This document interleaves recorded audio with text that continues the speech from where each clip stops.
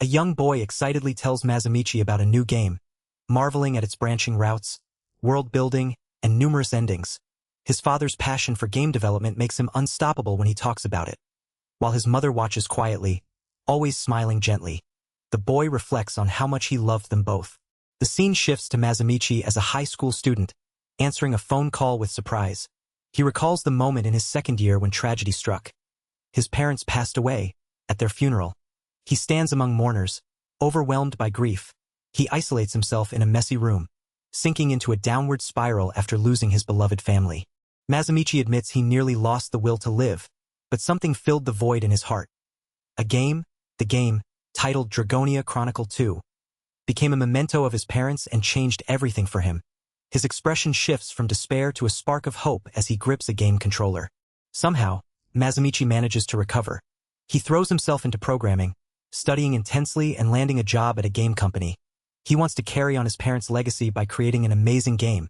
Suddenly, his coworkers urgently call his name, panic in their voices, as Masamichi collapses face-first onto his desk. Masamichi collapses face-first on his desk, exhausted after pulling all-nighters for 4 days straight. His coworkers gather around, worried. He quietly apologizes to his parents, overwhelmed and unable to keep going.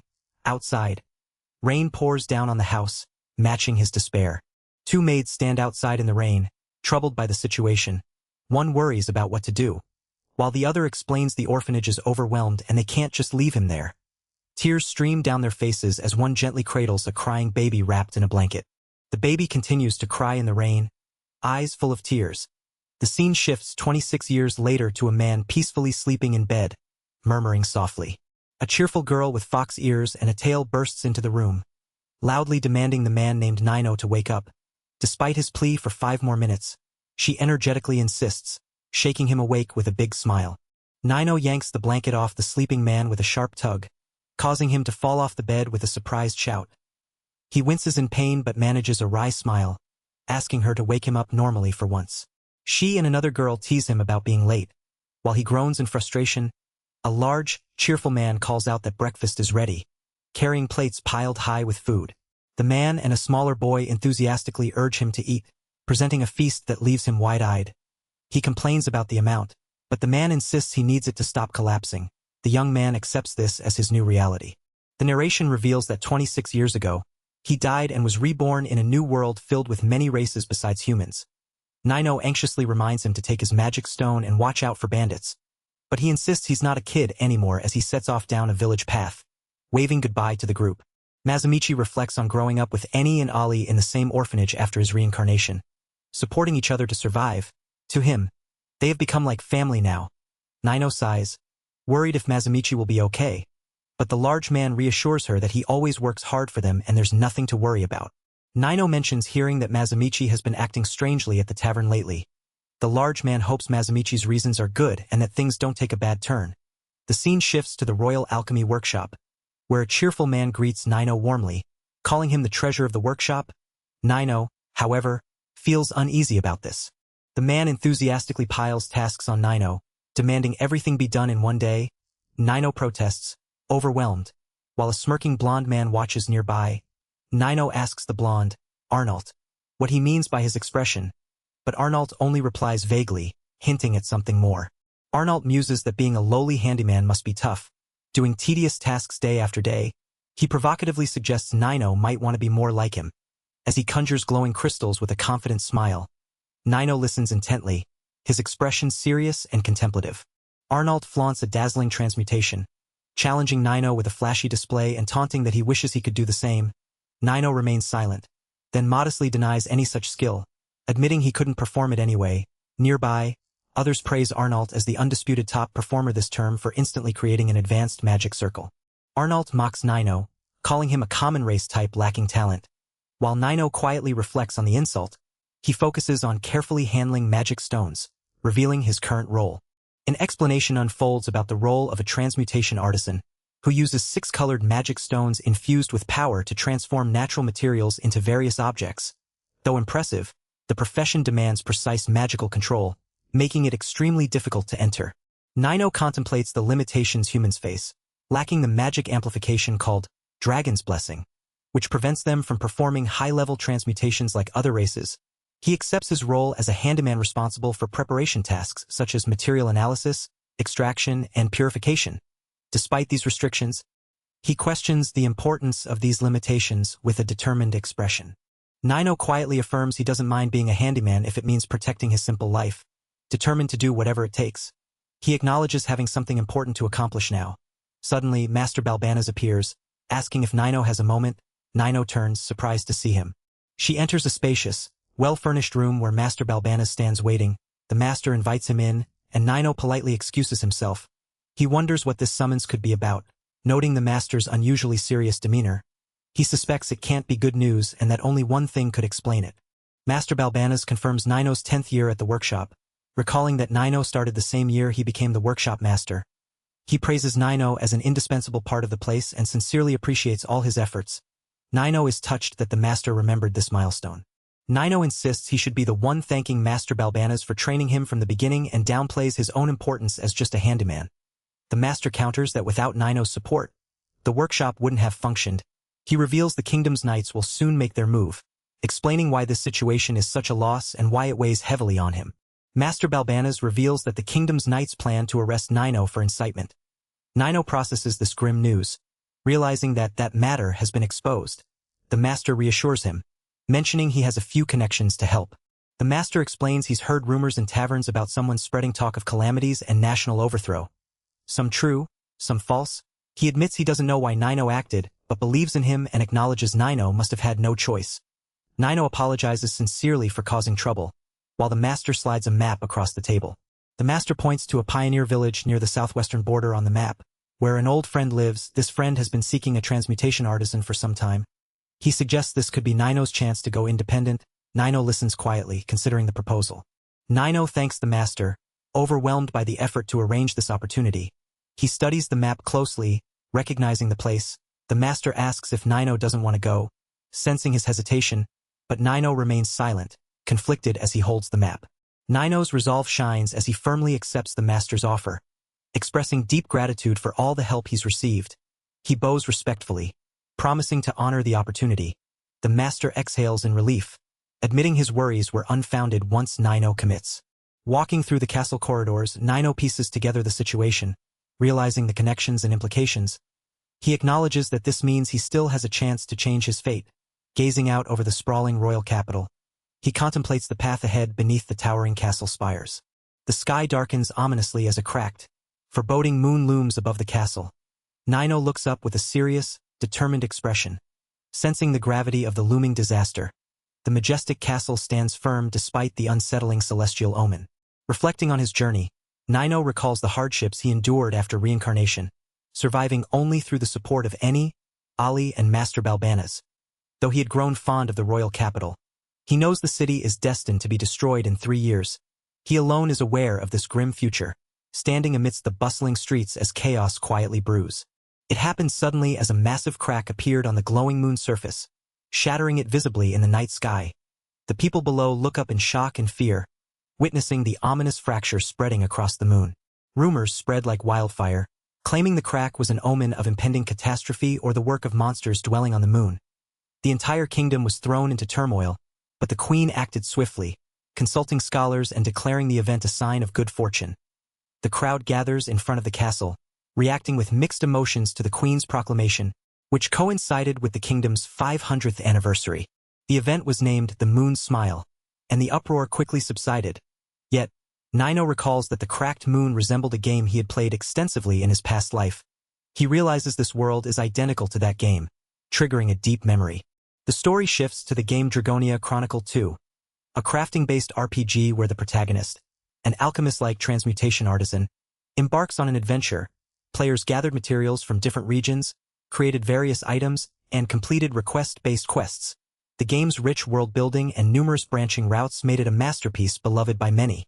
The ones who left their mark on the legendary game were his father, the game director, and his mother, the character designer.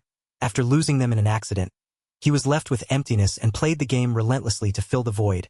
Every line of dialogue reminded him of his father's lively voice, and the carefully crafted character designs brought back memories of his mother's gentle smile. When his past life memories returned, He immediately recognized the truth behind the situation. The cracked moon was not the moon's smile, as proclaimed, but the dragon of destruction beginning to open its eye. The world was already heading straight toward the bad ending route, with the dragon wreaking havoc and destruction all around, leaving devastation and despair in its wake. Knowing the world's end was coming, he desperately considered what he could do as a nameless citizen. The only proof he had was from a game, which even he found hard to believe. His answer was to spread rumors in taverns, hoping that as the warnings started coming true, more people would believe and the warnings would spread further, just like in the game where the situation worsened over the years. The plan was to let the kingdom take charge once the situation was assessed, eliminating the need for individual efforts, but for that to happen, everything had to collapse at the very first stage. Two men pondered deeply in a library, questioning where it all went wrong. Suddenly, a confident young man with horns interrupted, asking what the previous conversation was about and addressing one as Mr. Ordinary. The horned man examined some documents while the other dismissed the inquiry as trivial business and told him not to worry. The horned man then reviewed the papers, noting the analysis of white root flowers and the removal of poison glands from bitter larvae. He sighed, calling the tasks dull, and asked to be left alone. His expression darkened as he revealed he was sure the other had been ratted out for spreading tavern rumors. The other man's eyes widened in shock. Realizing it was him who snitched, the horned man smiled slyly, saying he understood why Mr. Ordinary would be dissatisfied with the world. The horned man observed the other's expression and guessed he was being transferred somewhere remote. Noting the workshop master was lenient, the other remained silent. Considering the childish game of rumors excessive, the horned man offered to help with transmutations as a farewell gift. Admitting it would be lonely if this was goodbye, he added a condition, hinting at something more if certain terms were met. The horned man taunts with a sly smile, suggesting the other could plead. Please, Arnold-sama. Masamichi, seated and focused, is scorned for being caught up in trivial matters even now. His eyes harden as he contemplates how many will suffer due to the short-sighted actions of this man. Resolute, Masamichi decides to avoid stirring up more trouble. Gripping a rolled scroll, he acknowledges a glimmer of hope sparked by the horned man's influence. He considers this a good chance to test something important, even as the horned man jokes about Masamichi's slow pace. Masamichi begins precise hand movements, prompting the horned man's curious question about the gesture. Realizing the sudden workload is likely Arnold's doing, Masamichi braces himself and declares there's no need to hold back. He swiftly manipulates the crystals in his hands, preparing for intense magic work. The horned man reacts in shock as Masamichi unleashes an overwhelming display of magic control, manipulating numerous white root flowers with incredible speed. The horned man wonders where such power was hidden, stunned that Masamichi is working at hundreds of times his usual speed. Masamichi completes transmutations rapidly, manipulating intricate magical objects with intense focus. The swirling energy around him highlights the speed and precision of his work, leaving no doubt about the power he's unleashing. Arnold reacts in shock as a sudden magical wind erupts from Masamichi, sending him crashing into a pile of crates and finished products. Despite the chaos, Masamichi remains calm, wiping sweat from his brow as the dust settles. He demands an explanation, astonished at how Masamichi accomplished this feat. Another horned man scolds Arnold for blaming others, and reminds him he must stay late to redo all the damaged items. Masamichi confirms his work is done and stands confidently. Masamichi tells Arnold he will be leaving first, his expression calm yet resolute. Arnold struggles to respond, his face twisted with frustration and disbelief as Masamichi calmly departs. A sharp shout of "You bastard!" echoes as a young man clenches his fist. Walking away from a large stone building, he sighs, reflecting that the situation ended rather anticlimactically. Nearby, two children call out to a fox-eared girl named Nino, who is carrying a basket and looks surprised. The young man returns home early, greeted by a burly man and Nino holding baskets. He admits he has something important to tell them. Sitting together, he reveals he has been assigned to a rural post. Meanwhile, three children sleep peacefully under a blanket. The man apologizes for the rumors swirling around the tavern, but the burly man assures him they will manage on their own. Nino listens quietly as the man mentions a woman with black ears has been watching the place since morning. A hooded figure appears, warning that approaching through the front might be risky. The man is instructed to pack his things and meet in the underground storage, acknowledging he owes them. The young man prepares his belongings in a modest room, then surveys the empty bed. His expression softens as he recalls happier times with the burly man, Nino, and the children sharing a meal together. Finally, he leaves the room and heads down the stairs, ready to face what lies ahead. The young man discovers a hidden passage beneath a loose floorboard and opens it with a click. He peers down, realizing it leads to the sewers, hopeful he can retrieve the lost weapon. The burly man asks if he can make it through, to which the young man confidently replies that he can handle monsters. The woman acknowledges his resolve, and the trio prepares to part ways as he heads down the passage. The young man embraces Nino tightly as tears stream down her face. She clings to him, overwhelmed with emotion. He calls her name softly, startled by her sudden display of vulnerability. Nino tearfully tells him he has nothing to apologize for, reminding him the decision was his own. She urges him to hold his head high and give it his all, smiling through her tears. The burly man offers a small bag of food. Noting he hasn't eaten lunch yet, the young man accepts gratefully, his expression softening. The three share a heartfelt farewell, the young man thanking them sincerely, as a horse-drawn cart carries him away from the town. He promises to contact them once things settle. Alone on the cart, he opens the bag and inspects its contents, his eyes narrowing with renewed determination as a hooded figure watches silently beside him. He counts the coins in the basket, stunned by the amount. Nearly a month's worth of their earnings. Frustration boils over as he slams his fist down, cursing those responsible. Sitting beside a cloaked figure on the cart, he reflects on having no parents in this world and how meeting Ali and Master Balbana's changed his life. Yet he still feels the weight of what could have been. Taking a bite of the sandwich, tears stream down his face as he admits it's ridiculously good. He reminds himself that nothing is over yet. Studying the map, he notes the remote village he's been reassigned to is identical to the starting village in Drakuro. At his current level, he believes he can trigger the necessary event near that village. The scene shifts to the imposing ruins of Drakuro II's toughest secret dungeon. The Grand Labyrinth, dragon or palace, its ancient stone arches entwined with thick, gnarled roots. He envisions the artifacts and treasures within, convinced that if his predictions are correct, this place will be the final hope to save the world.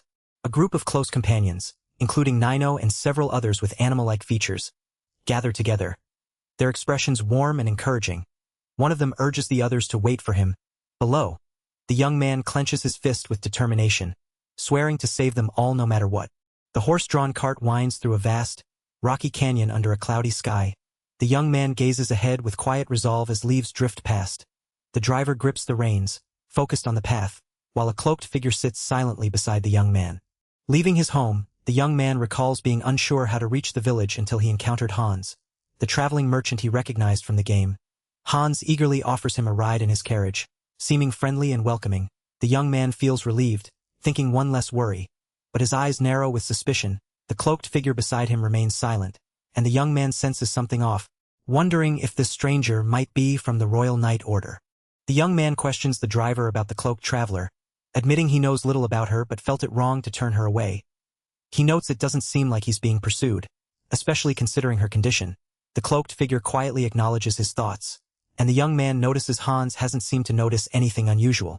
The young man focuses on a mystical dragon-shaped command menu floating before him, visible only to him. He notes the scales on the menu have leveled up slightly, reflecting on witnessing the moon's anomaly and regaining his memories. He realizes this menu has been in his peripheral vision all along. This discovery convinces him that this world is indeed from Drakuro. The central scales symbolize the world's balance. The more they tilt, the closer the world edges toward destruction. The young man acknowledges his critical role in preventing this collapse, determined to stay sharp as the scales teeter on the brink of apocalypse. He resolves to double-check his other commands, aware that his choices bear immense weight. He reflects on his ability to instantly transmute materials into crafted items by registering recipes, a power that allowed him to quickly handle the overwhelming materials dumped on him as harassment. This recipe transmutation function is his secret weapon, and he prepares to move on to the next task. His inventory system unfolds. An extra-dimensional space stores weapons and tools. A map displays the world and his current location. Though unexplored areas remain hidden until discovered, the party menu lets him check the status of recruited members, manage their equipment, upgrade stats, and adjust formations, highlighting the strategic depth he controls. He contemplates that, for now, he is the only member in his party, knowing allies are essential but still alone. The cloaked figure beside him breaks the silence, revealing that a child is about to be born soon. The young man reacts with surprise as the journey continues, the weight of impending events settling over them. The young man panics, asking if the cloaked figure is okay after hearing about a birth. The figure calmly thanks him for his concern. A nearby carriage driver promises to stop immediately. The man asks about the next steps, suggesting he can use his heating ability to purify cloth for disinfecting. The cloaked figure politely thanks him and prepares to request further help. The man senses something is off about the cloaked figure, noting the absence of the usual tension before childbirth. The figure removes her cloak, revealing a dark-skinned woman with long hair and pointed ears. The man watches closely as she moves, her demonic tail visible beneath her clothes. The woman, now fully revealed, cradles her large pregnant belly with a gentle smile. The man's eyes widen in surprise as he takes in her appearance, clearly captivated by her calm demeanor despite the situation. The man realizes the woman is from the demon race, recognizing her ears, tail, and dark skin. He is startled by the size of the egg she carries, exclaiming it must be a monster egg, something he has never seen so large before. His expression hardens as he acknowledges the danger, fearing the implications of a monster birth. Monsters in this world only exist in dangerous zones known as magic energy pools. When they sense a person with magic energy, they attack without mercy, as shown by two men pinned down by vicious wolf-like beasts. The young man warns that if a vicious monster hatches here, it could be a disaster. He turns to the dark-skinned woman with pointed ears and asks what exactly he can do to help. She reacts with surprise, silently urging him on. The woman asks him to touch the egg and pour his magic into it. Explaining that her own magic alone isn't enough, the young man agrees, determined to give it everything he's got. He recalls that if the inside of the shell is filled with human magic, the monster's aggressiveness should weaken. He focuses intently, noting this is nothing like his usual transmutations. He presses his hand firmly on the egg, declaring that failure is not an option.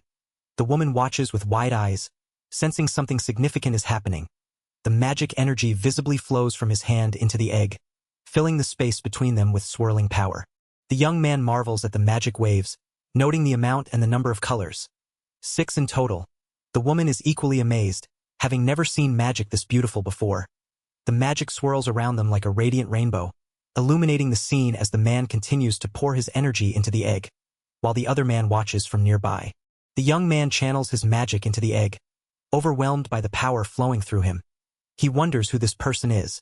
As the egg begins to crack, the woman urgently reaches out, asking him to wait. Suddenly, the egg shatters with force, sending shards flying. 2 small tiger-like children leap out, startling everyone. They call out to the master, rushing toward him. The young man is caught off guard, exclaiming in shock. The children speak, surprising the young man who backs away nervously, telling them not to come closer or eat him. The woman laughs softly, explaining they are twins, which explains their weight. The others react with surprise and amusement. The young man questions if monsters can talk, while another man explains that since the children hatched from an egg, they are likely not human. The woman notes they don't seem like angels or demons, and at least they aren't aggressive. She quietly wonders what exactly these two are. The young man questions why the 2 children approach him instead of their master. The woman explains it's because his magic power has exceeded what she originally poured into them.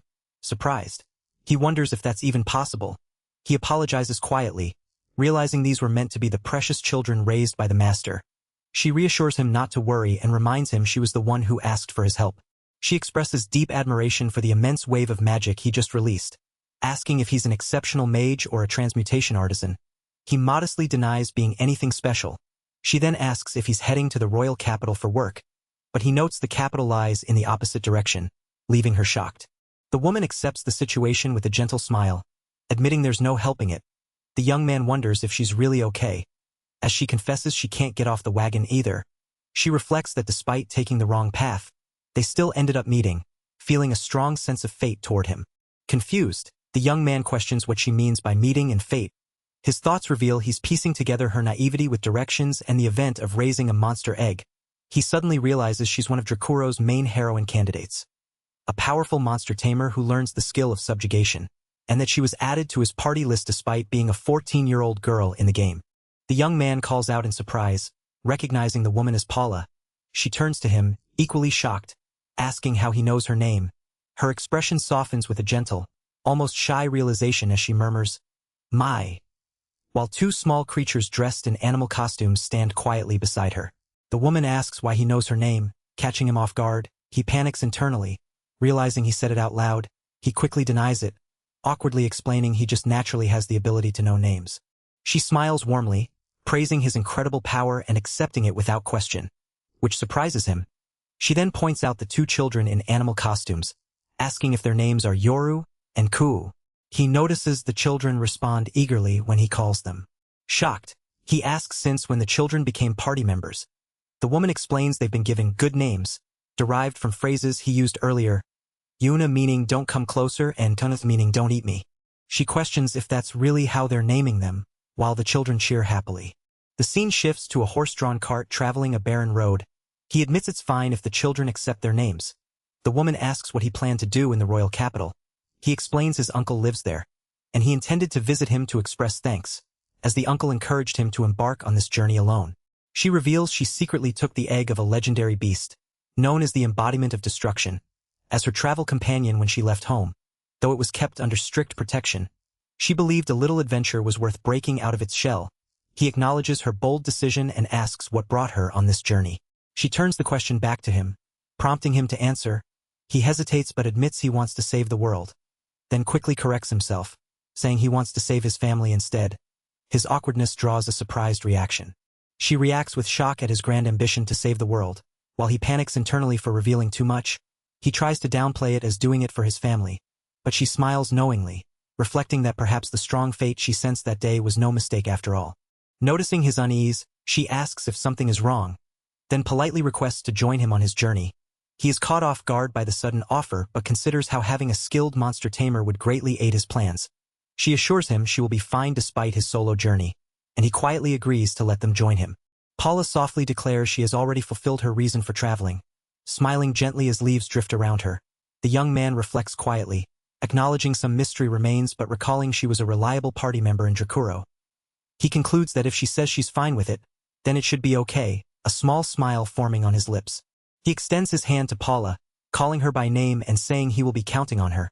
She warmly agrees, expressing her own eagerness to work together. Their handshake seals the moment as the group rides toward a distant village, with a child excitedly pointing out that they can now see their destination.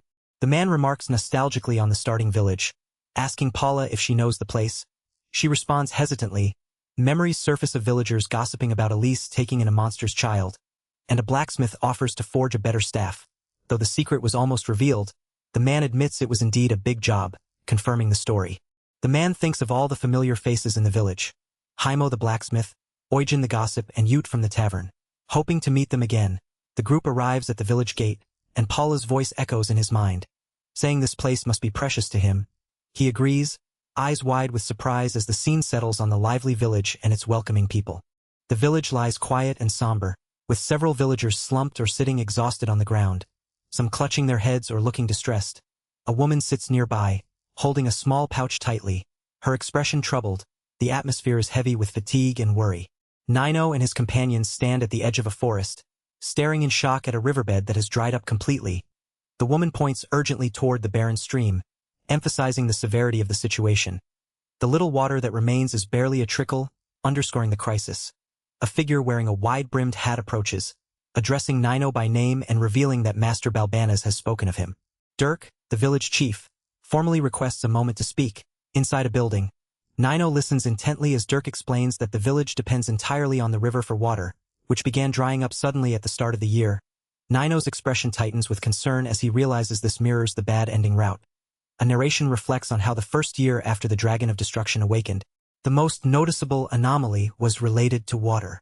The scene shifts to show the devastating effects of rapid pollution, decay, and drought, with villagers collapsed from exhaustion and famine.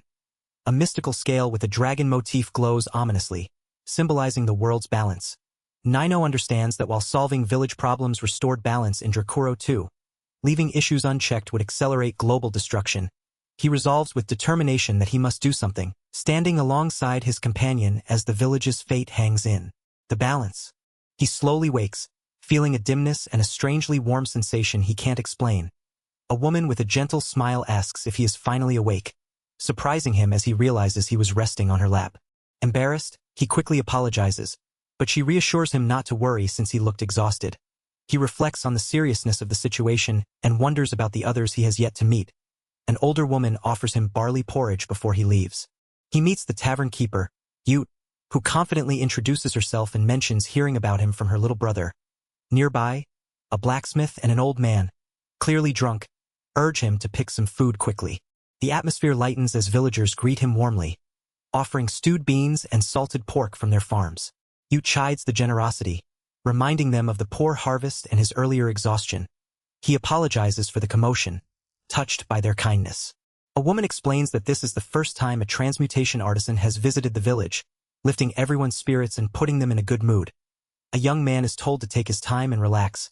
Around the table, villagers laugh and chat warmly, sharing food and enjoying each other's company, their faces full of hope and camaraderie. The young man smiles softly, observing the familiar warmth and welcoming atmosphere of the village. Yet, his eyes narrow with determination as he resolves not to let things remain as they are, knowing that if left unchanged, the village will eventually face ruin. He struggles to recall the exact location he must reach to save the village, frustration evident as he clutches his head. A gentle woman nearby smiles and encourages him. Sensing his inner turmoil, he admits he wants to talk more with everyone in the village, especially with Hans and the village chief, as he searches for answers.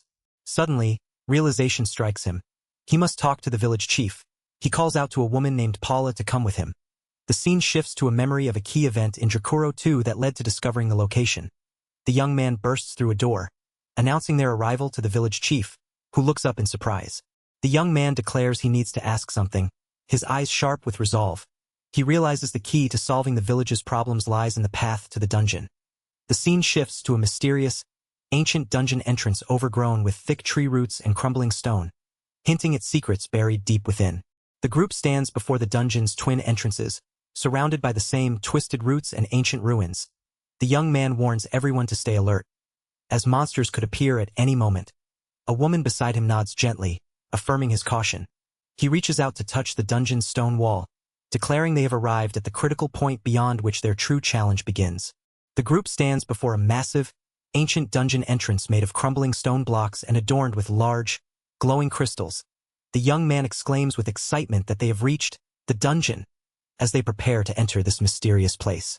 The woman marvels at the breathtaking view inside the dungeon, calling it an amazing sight. The young man smiles, realizing this is the legendary dragon or palace, a place of great significance.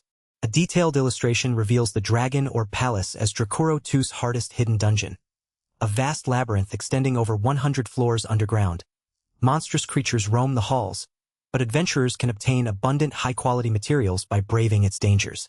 The young man confidently states that this labyrinth holds the key to saving the village and that he has prepared everything necessary for the exploration. The village chief asks if he has a plan, and he affirms, relieved that the dungeon's conditions match those in the game. A woman excitedly points out the sparkling stones everywhere, while the group stands ready to face the challenges ahead.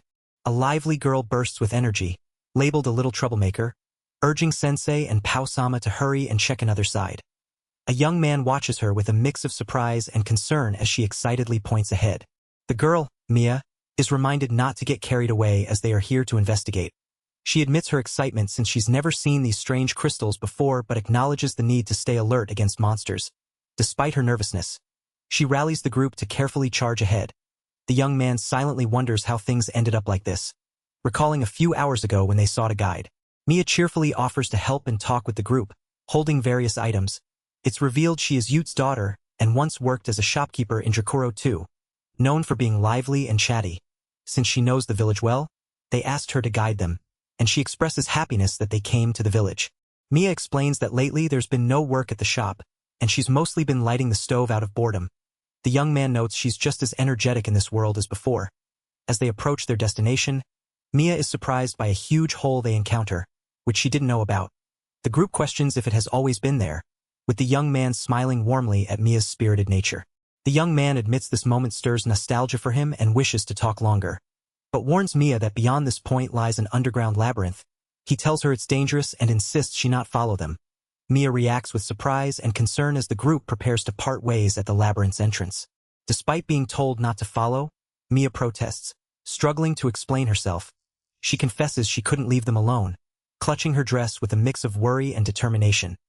The young man gently holds her hand, urging her to understand. Both exchange nervous glances, swallowing their anxiety.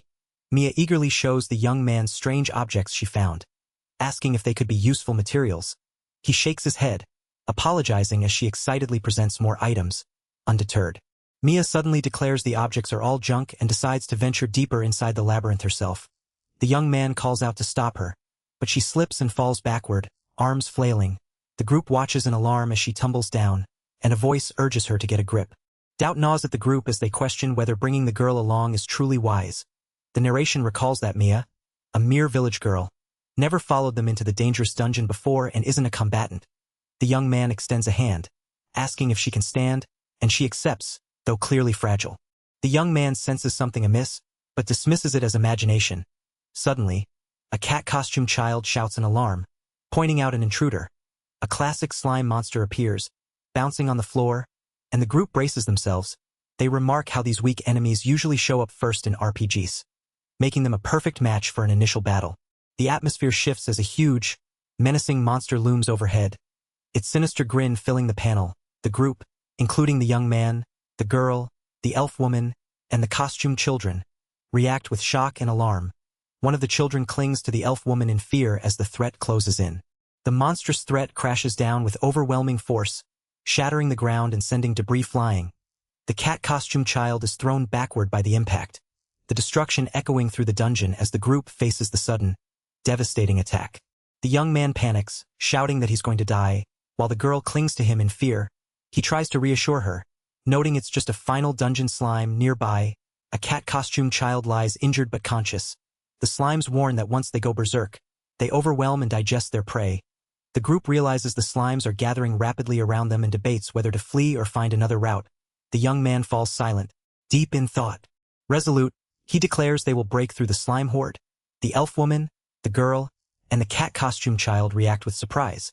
He explains that blue slimes prefer water and maintain its purity, so there must be a purified water source nearby called labyrinth water. The group contemplates the villagers' warnings and the difficulty of dealing with such aggressive foes. The elf woman admits that even with their combined strength, they cannot defeat the slimes as they are now. The young man calls for a status check, revealing his own stats as a level 46 transmutation artisan with weak combat abilities but various magical skills. He sets aside his combat shortcomings to focus on another plan. He reviews the stats of his companions. Paula Alvarez, a level 8 monster tamer with high magic stats but no magic attack skills. Yoru and Ku, both level 1 tamed beasts with average abilities and the special skill Eat. He notes their physical attack powers are lacking and that none have outstanding abilities. Knowing this, he prepared in advance before starting the exploration and senses the effects of those preparations are beginning to take hold. The countdown reaches critical numbers as the strengthening effect is about to activate. A warning is shouted to Paula, but she realizes she can't dodge the incoming attack. Paula braces herself and swings her weapon with all her might, striking the approaching slimes and shattering them instantly. Her companion watches in surprise at her sudden display of power. The group reacts in shock and awe at Paula's overwhelming strength. The young man explains that it's the effect of a strengthening potion they were given before leaving, which is now kicking in. Paula recalls receiving the potion and wonders what it is exactly. The young man reveals the potion is a transmuted concoction made from medicinal properties of natural ingredients, greatly enhancing attack and defense. He explains he prepared many of these potions in advance for their dungeon exploration, making the fight a bit easier, though the strain is visible on his face. The group remains on the defensive, overwhelmed by the relentless slime attacks. The young man frantically searches for a way to reverse their dire situation, desperate to find a solution before it's too late. Suddenly, his eyes widen in shock as he notices something unexpected on Mia's status screen. The screen reveals mysterious, unreadable stats with question marks, indicating an unknown or hidden status for Mia. He calls out to her, stunned by this revelation, as she stands confused and anxious, clutching her fists in disbelief. He swiftly pulls out a bottle, a flower, and a goat's tail, identifying them as purified water, man-headed flower's nectar, and black-winged goat's tail. He begins the analysis extraction process, preparing for a complex transmutation. The ingredients swirl violently as he mixes them, focusing intently while controlling the magical energy with precise movements. His eyes widen in concentration as the mixture spins rapidly, the magical forces intertwining perfectly. A woman nearby marvels at his precise magical control, calling it amazing. He worries that even a slight miscalculation could cause the entire transmutation to fail. Desperately, he pleads for the transmutation to succeed, knowing it could save the village. Suddenly, he notices something on Mia's status screen. A breakthrough. The screen reveals a new status, confirming his suspicions and explaining past mysteries. Turning to Mia, he declares he sees a way out and that she is the key to changing their dire situation. Mia, surprised and confused, looks back at him, realizing the weight of his words as he urges her forward to take action. Panic overwhelms the girl as she insists she can't fight a monster, having never done so before. He reassures himself that her fear is natural, but he believes Mia can handle it. Surprised, she asks how he knows, and he promises to explain later. They agree he must transmute the potion first, and she confirms it's the same one as before.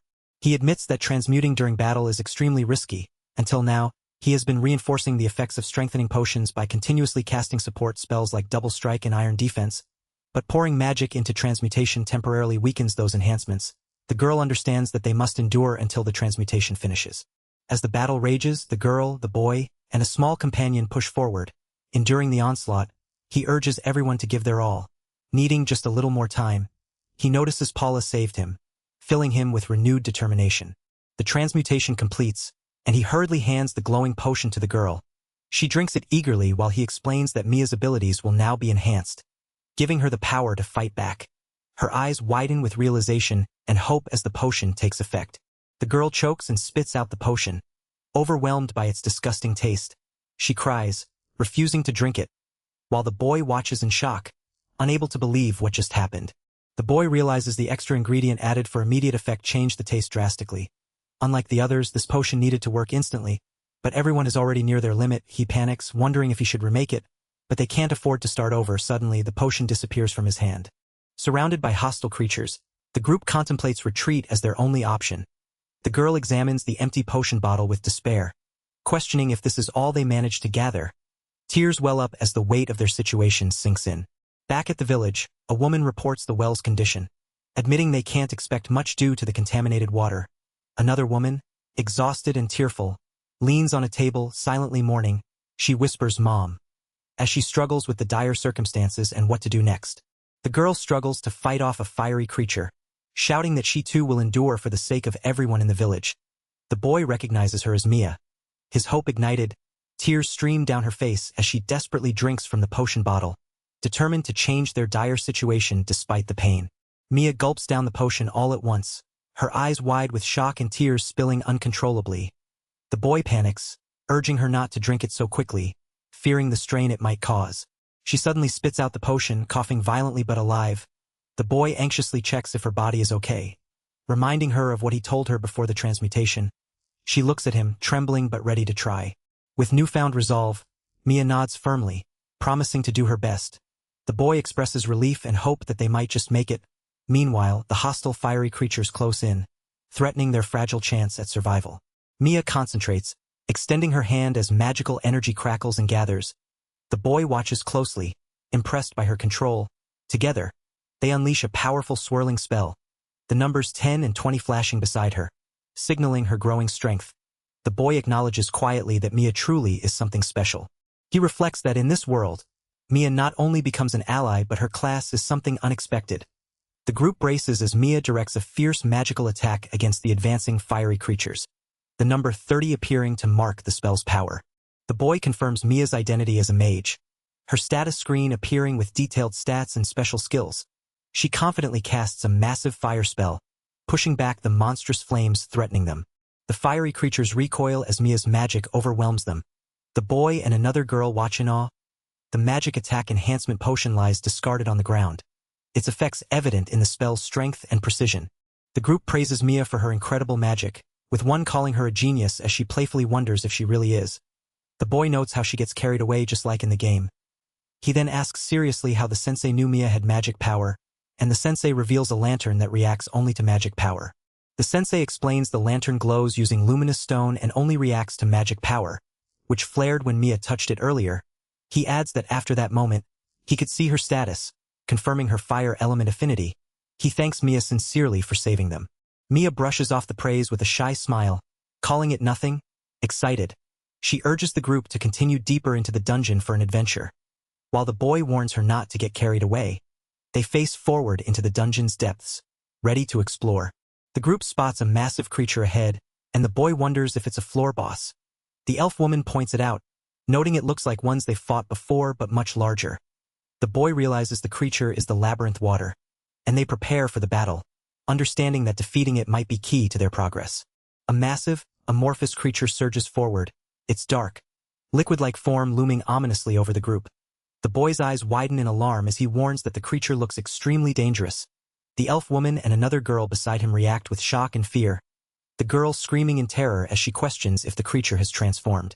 Paula concentrates, unleashing a powerful magic attack that surges forward as a massive wave of fire aimed at the looming slime creature. The fiery blast crashes into the slime, forcing it back as the group watches anxiously. The slime recoils, its form flickering and shifting in the heat. The chapter title appears, Paula's Secret Plan. The slime shatters the ground as it lunges toward the group, sending debris flying. Paula braces herself, wielding her sword with determination, while the cat-like companion leaps away from the chaos. The group is thrown backward by the slime's violent attack, with Mia reaching out desperately as she falls. The boy grimaces in pain, and the others struggle to regain their footing amid the destruction. The cat-like companion lands safely, while the others crash to the ground, shouting in shock and pain. The boy coughs, checking on everyone as the group gathers. Battered but alive, the slime looms before them, its form far more threatening than anything they've faced before. The group realizes the slime is on a completely different level of danger, far beyond their previous encounters. The girl cries out in frustration, unable to bring down the slime despite firing countless shots.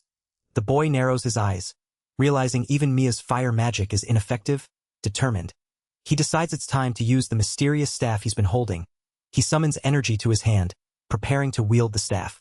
The boy concentrates as magical energy swirls around the staff, causing the girl to watch in awe. The staff glows intensely, its power building rapidly. The group reacts with surprise as the boy reveals the staff's true nature. He explains it's called the Staff of Lightning Summoning, a powerful emergency magic tool he acquired in the royal capital's underground waterways. The girl asks if it can defeat the slime, but he admits it's not that simple. The boy stresses they must take the slime down in a single shot because the staff's magic power cost is enormous and requires a long recharge. The girl is shocked and questions why. He explains they need to create a weak point on the slime themselves to hit precisely, or the staff's power will be wasted. The only way to succeed is to be absolutely sure they can finish it in one hit. The group faces an overwhelming swarm of slimes, their sheer size and numbers crushing their hope. The boy admits they have no way to deal real damage against such a tough slime. The girl looks on thoughtfully, while the slimes mockingly address them as "my dear." The girl confidently suggests they just need to create a weak point on the big slime. Surprised, the boy asks if she really figured that out. She insists that if they can manipulate the smaller slimes nearby, she can pull it off and asks for his orders. The girl steps forward, ready to act, her expression serious and determined as the smaller slimes close in around her. She prepares to take control of the situation, facing the hostile creatures without hesitation.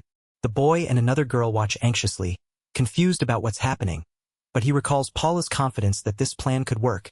As the girl confronts the slimes, the boy calls out her name, hoping her strategy will succeed against the relentless threat. The boy is violently thrown back by a massive slime's attack, crashing into rubble. The girl cries out in shock, calling for her teacher. He apologizes, blaming himself for the failure. Struggling to recover, the boy explains he had poured all his reinforcement magic into an iron defense spell. The girl insists he's fine, but he admits he has no offensive skills and can only support them. She urges him to hold on, believing they might still win if they endure. The boy resolves to trust Paula completely, urging everyone to hold on as she leaps into action. The smaller slimes approach, but Paula's determined gaze shows her readiness to control the situation. The girl suddenly notices the fire magic fading, realizing Mia's magic power is spent. The fireballs sputter out as the slimes surge forward, and the group races to keep up, aware Paula is reaching her limit. The smaller slimes suddenly turn on the larger one, launching an unexpected attack. The girl and boy watch in surprise as the little slimes aggressively confront the big slime. The girl questions if this is infighting, but Paula calmly corrects her, indicating there's more to the situation. Paula reveals the smaller slimes are her familiars, named Sue and La. She smiles warmly as she introduces them, while the boy and girl react with surprise and curiosity, trying to grasp the idea of slimes as friends. The boy acknowledges Paula's success, noting that her plan seems to be working. Paula confidently tells him to leave the rest to her as she prepares to take control. The familiars and Paula coordinate their attack, focusing on the large slime. The familiars strike the big slime with precision, their combined efforts causing it to reel from the assault. The boy cheers, recognizing that Paula managed to subdue the ferocious slime using just 2 of her familiars, signaling a turning point in the battle. Paula commands her 2 familiars with precise control, their movements perfectly synchronized under her guidance. Her confident smile reveals the strength of her mastery over them. The narrator explains Paula's unique skill, subjugation, which allows her to charm and control monsters depending on her level, a power also seen in Drakuro 2. Though suspected before, It's now clear she has mastered it to an extraordinary degree. The boy spots a vulnerable spot, a hole at the top of the large slime's head. Paula urges him to act, and he channels all his magic power into a single, focused attack. With a powerful shout, he unleashes a thunder spell, directing it precisely at the slime. Paula and her familiars stand ready behind him as the attack strikes, the battle intensifying with their combined efforts. Paula and her familiars unleash a powerful thunderstrike directly at the massive slime's vulnerable head, electricity crackling fiercely as the slime recoils in pain. The battle reaches a critical moment as their combined assault pushes the creature back. The group surveys the aftermath, acknowledging the slime was a formidable foe. The boy admits he never expected to use the staff so soon, but thanks Paula for trusting him. Paula modestly credits his quick thinking for their success. The boy reflects on how Paula instantly understood the way to break through the slime's defenses, something most wouldn't have figured out so quickly. Paula shrugs it off as luck, but the boy wonders if her instincts are sharper than they appear. He admits there is still much he doesn't know about her. The boy questions Paula's true nature and intentions, but she smiles warmly and asks if something is wrong. He quickly dismisses his doubts, deciding to focus on the urgent task ahead, saving everyone back at the village by dealing with the labyrinth's water problem. A cheerful voice calls out, excitedly pointing out the abundance of clean water nearby. The man holding a large staff agrees to take a look, while a woman with long hair suggests taking a moment to breathe. She then gently prompts him, asking if it's time to share his secret as well. The man looks surprised and confused, questioning what secret she means. The woman smiles knowingly and hints that it relates to the things he already knows. The woman continues, revealing that the secret concerns what lies deeper inside the labyrinth. The man's eyes widen in realization. The group, including a small child in a tiger costume and two women, stands at the edge of a descending stairway, gazing down into the labyrinth's depths with a mix of anticipation and curiosity. He wonders if Paula is referring to something deeper inside the labyrinth and questions how she could know about it. Paula smiles and confirms his guess, revealing she learned it while traveling with him. She explains that by observing every move and gesture he makes, she has started to understand what he is thinking ahead. Even recognizing when he is hiding something, her ability to read him now feels almost scary.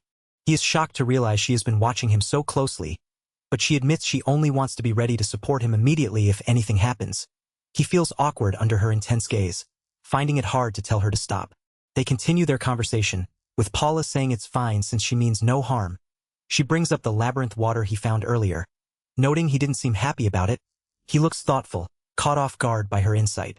He notices his hesitation was obvious on his face, and she guessed he wasn't happy with the place. She points out he was acting like he was hiding something, which makes him admit he was unsure, though not trying to hide it. He understands her insight but worries it might be hard to explain this to Mia. They realize Mia has already disappeared, and since everyone is heading toward the labyrinth water, they decide to catch up. They arrive at the labyrinth water, where Mia excitedly declares it an oasis. The area is peaceful, with small creatures floating around, and he assumes the defeated boss means no more attacks will come. Mia eagerly scoops up the water, ready to drink, but he cautions her that they haven't confirmed it's safe yet. She drinks eagerly, calling the water delicious despite his warning. He explains the slime's purification properties should make it safe. She sighs with relief, saying it's been so long since she tasted water this good. She beams, hopeful that now everyone in the village can be saved. She wants to bring some to her mother immediately. He notices her mood shift and gently tells her she looks down, asking her to listen. She kneels by the water, smiling, but he warns that the labyrinth water alone isn't enough to save the villagers. Shocked, she questions why clean water isn't enough. He explains that while securing water might save them for now, the abnormal water signals something worse is coming. They must reach a certain destination and confirm its existence to protect everyone from the looming disaster. He admits he wasn't lying and explains the situation clearly. They must dive several more floors to reach the place that could stop the disaster, but it will be dangerous. He suggests they might need to turn back for now, leaving the decision hanging in the air. The woman brightens with resolve and insists they go to that place. The young man hesitates, still thinking about turning back, but the others urge him on, reminding him the labyrinth water alone won't save the village. She cheerfully admits that non-stop magic casting is fun too. Revealing her true motivation, the others, including the elf woman and two small animal-like companions, encourage the group enthusiastically. The elf agrees they should go if that's what he wants, their determination growing. The young man rallies, ready to move forward. The woman asks about bringing the water back to the village, but he tells her to leave it to him. They prepare to advance deeper into the labyrinth, stepping toward the unknown dangers ahead. The young man summons a shimmering slime and a glowing blue magic stone chunk, signaling their acquisition. The woman behind him reacts with surprise and excitement as the items materialize, confirming their successful collection of the boss slime's hide and a blue magic stone chunk. The woman exclaims in astonishment that monsters can drop useful items. The elf woman wonders if those are the materials that they need. The young man confirms their importance and explains that monsters in the labyrinth often contain magic stones or become transmutation materials themselves. By defeating monsters, they can harvest these stones and materials. The elf woman remarks that using these materials will also help the village. The young man smiles and begins a transmutation, merging the slime and magic stones with a focused energy. The transmutation completes, forming a slime hide bag. The women express amazement as the young man explains the bag can stretch and shrink freely, allowing them to carry as much water as they want. He adds that if they have plenty of water, everyone will be thrilled, and the group's spirits lift with hope. The elf woman realizes water can also be used as transmutation material, asking if hauling more helps. The other woman confirms eagerly, fired up and ready to compete. She challenges to see who can carry the most, while the young man protests there's no need for competition. The two women dash off with their new slime hide bags, telling the young man to prepare more bags. He watches, uneasy, reminding himself they're just gathering water. The woman marvels at the strange sensation from the bag, surprised by how it feels. Struggling to grasp the slime hide bag, the woman exclaims she can't hold it at all. The elf woman questions if it's really that tricky.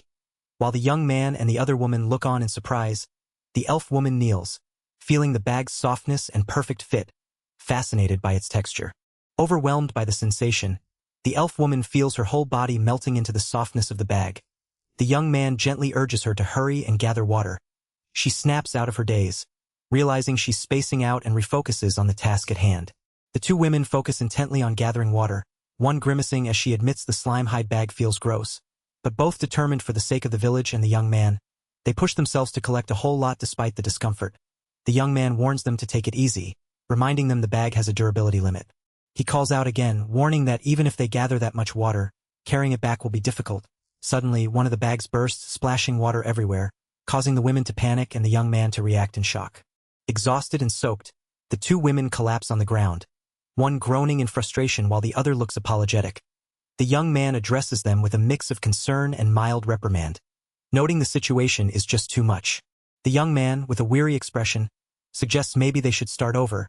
The women apologize sincerely, agreeing with him. Despite the setback, one woman cheerfully declares they have gathered loads and loads of water, while the young man acknowledges they have collected enough for now. The young man notices Yoru and Kuu and asks what they are doing. The woman urges them to come along, but he is shocked to see the two eating a giant slime. He questions if it's even tasty and warns they might upset their stomachs. The two children continue eating eagerly, while the woman anxiously tells them to wait. The young man reflects that both children have a mysterious eat skill which might prove useful. He encourages them to eat up despite the woman's concern if it's really okay. After they finish, he suggests heading to the second floor, but the woman suddenly calls out, worried something bad might happen. He asks what's wrong. The woman admits she ran out of magic power earlier, and the other woman is nearly out too. They worry if they are just dead weight now. The young man reassures them, promising he has a plan. He confidently declares that with this, Mia can fire off magic non-stop again, surprising the woman. Flames flicker to life on their fingertips, surprising both women as they realize their magic strength is returning instantly. One beams with joy, exclaiming the power came back in an instant, while the young man confirms her strength is recovering, leaving the other woman curious about the sudden change. The young man reveals the cause. A magic recovery potion made from labyrinth water and merry moss. He explains it restores lost magic power. Even something as depleted as before. The woman gleefully declares her era has arrived, confident in her renewed strength and unlimited power, reminding him that his fire bullets were useless earlier. With magic power restored, the group prepares to move deeper into the labyrinth. They step cautiously through the dark cave, noting the poor visibility and strange voices echoing around them. The two children, dressed in animal costumes, express unease as they follow closely, while the young man holds a lantern to light their path. They reach the second floor of the labyrinth, surrounded by towering stalagmites and stalactites. The woman, still energized, boasts about being unbeatable, but the young man warns her to stay alert. Suddenly, a large, clawed foot appears nearby, signaling imminent danger if they aren't careful. A massive skeletal beast snarls menacingly, its claws cracking ominously.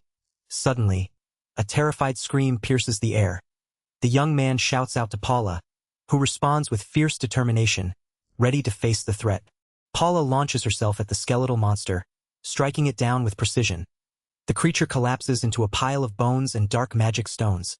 The young man collects the loot, commenting on the enemy's weakness, while the girl in an animal costume laments, doubting their unbeatable claim.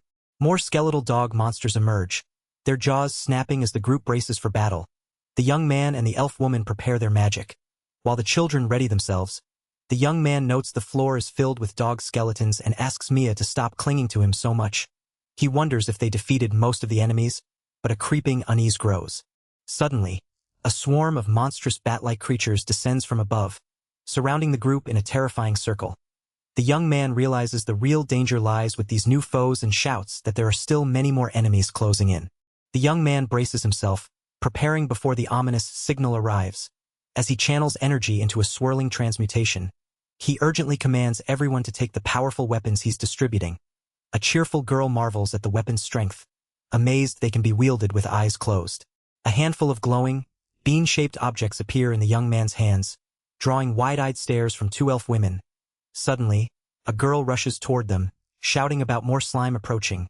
The young man pleads for Mia to take the weapons, but she refuses vehemently, while the elf warns to look over there. The group spots the source of the threat, a cluster of large bats hanging from the ceiling. The young man identifies the largest as the boss bat and realizes that stopping its movements is key. His expression tightens with resolve as the danger becomes clear.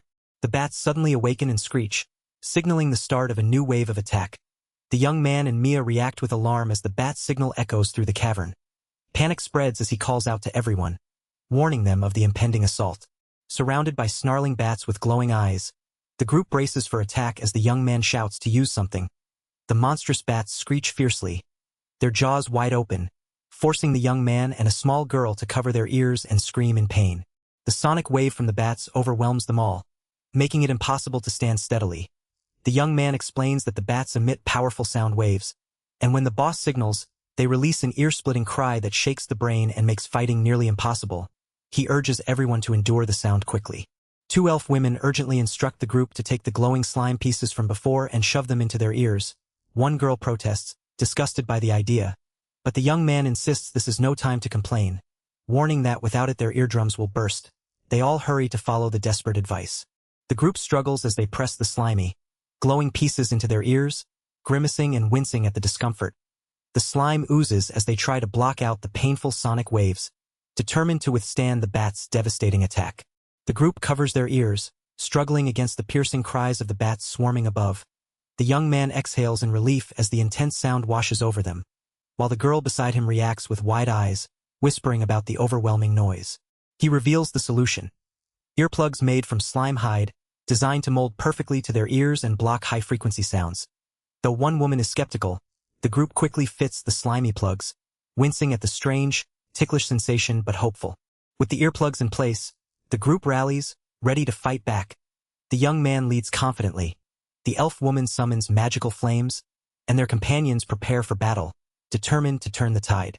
The ringing bats attack, but their power is surprisingly weak. The group's defense holds strong as the bats fall one by one.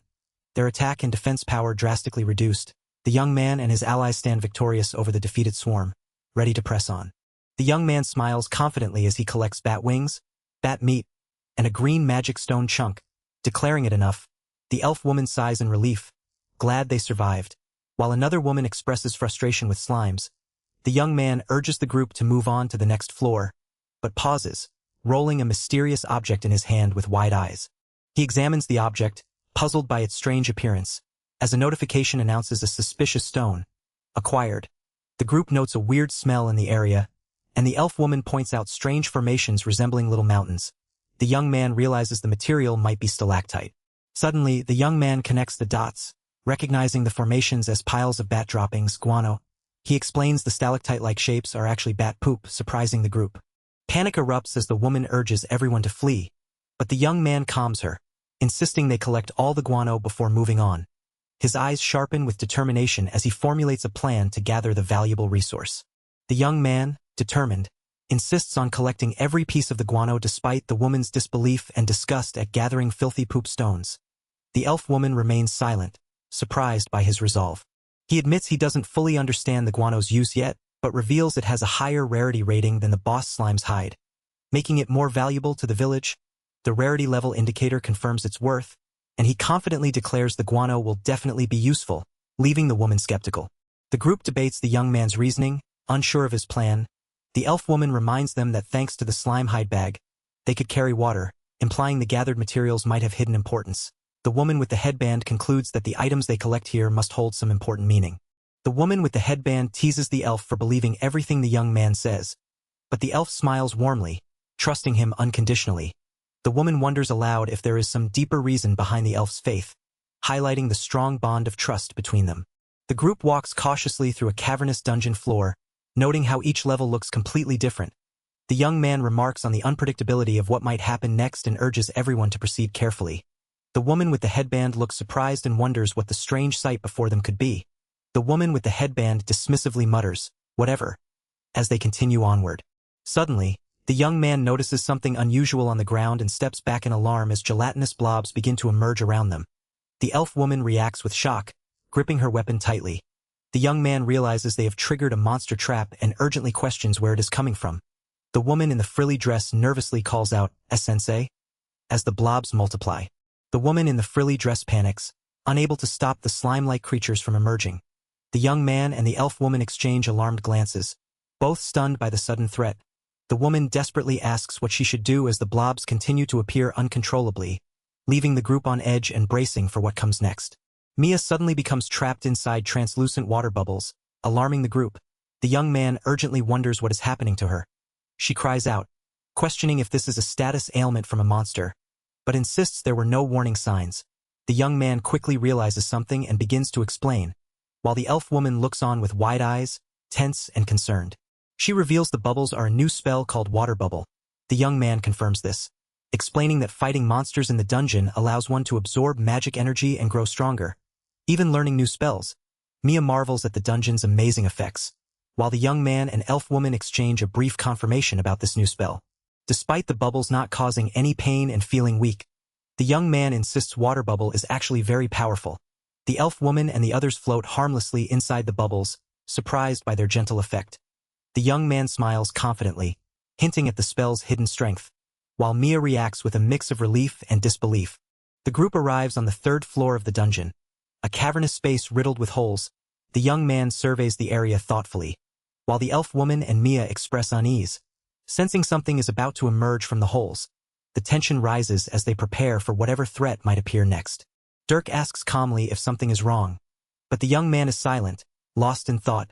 The elf woman wonders if the holes around them are a monster nest, while Mia worries he's not paying attention again.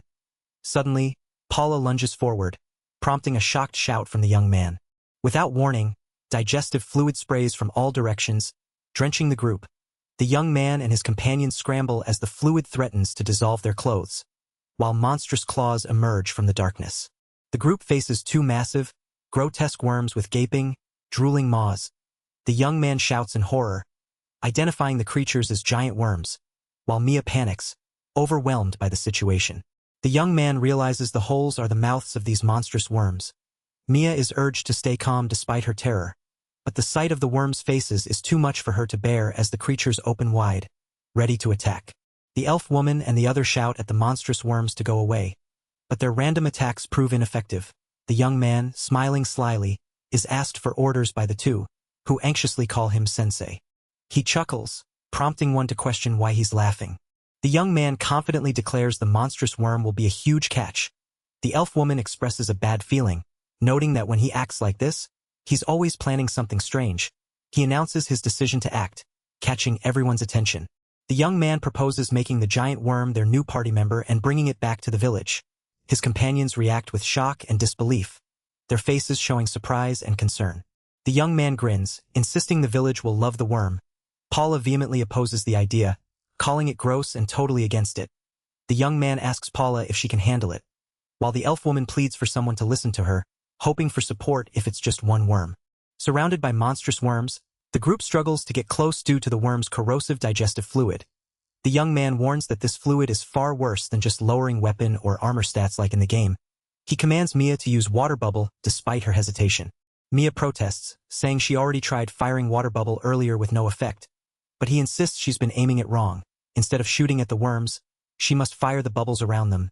Surprised, Mia listens as he prepares to explain the plan. The young man outlines the strategy. They will all gather deliberately in one spot to draw the worm's attention to a single point, forcing them to attack simultaneously. At the moment every worm's mouth is wide open, Mia must fire every last water bubble she has. Paula steels herself, ready to unleash the bubbles on command. The group raises their hands, releasing a barrage of water bubbles that surround them. Paula urges Mia to pour all her magic power into the bubbles, continuously reinforcing the barrier. The bubbles form a protective sphere as the worms close in, setting the stage for their counterattack. The group braces as a barrage of water bubbles bursts outward, smashing into the advancing worms and absorbing their attacks. Paula, Mia, and the others stand firm inside the protective sphere, surrounded by the splashing impact of the bubbles. The water bubbles absorb every physical strike, just like in the game Drakuro 2. Astonishing the group, the bubbles form an incredibly powerful defense skill, creating a glowing magical barrier around them. The young man explains that as long as the barrier holds, the worms' attacks can't reach them. The worms, relying solely on digestive fluid attacks, will soon realize their efforts are futile and begin to panic. They will try to flee back to their nest, and the group plans to strike when the worms turn their backs. Seizing the moment, the entire group launches a coordinated offensive, attacking the retreating worms with full force. Their combined assault pushes the worms back, turning the tide of the battle as the protective barrier continues to hold strong. The group stands over the defeated worms, relieved to have pulled through. They realize the huge worm that appeared was the boss. One woman declares her power will save the village, and beyond, the whole world. Overshadowing Mia's role, Mia questions the plan to tame the monster, but the woman insists on her overwhelming power, while the young man nervously agrees. The woman calmly summons the giant worm, who looks terrifying up close. Another woman reacts with horror, but the summoner insists the creature is kind of cute when calm. She reveals its name as Mikuin, surprising the young man. The young man comments on Paula's unique naming sense, but the summoner hushes him. She prepares a whip as Mikuin looms behind her. The young man senses something is wrong with Mikuin but tries to stay calm. Deciding not to argue with Paula anymore, they gain loot. A yellow magic stone chunk and giant worm meat. The group arrives on the 4th floor of a lush, vibrant forest filled with exotic plants and curious creatures. They marvel at the amazing scenery, hearing mysterious bird calls all around as they cautiously move forward together. The group encounters tiny winged creatures fluttering around, prompting curiosity about their nature. The woman identifies them as fairies, and the young man reassures that fighting them won't be necessary. The fairies are revealed to be friendly monsters, naturally curious and sociable, playfully interacting with the group and their tamed beasts, bringing smiles and laughter.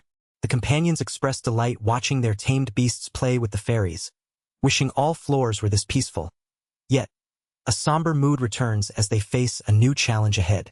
A powerful fairy announces an impending boss battle, shattering the calm. The young man admits this fight is unavoidable, while the woman accuses their mentor of deception as the fairies prepare to attack. The young man apologizes to the little fairies as he holds newly acquired items. White and yellow magic stone chunks, fairy scales, and a caterpillar thread pouch.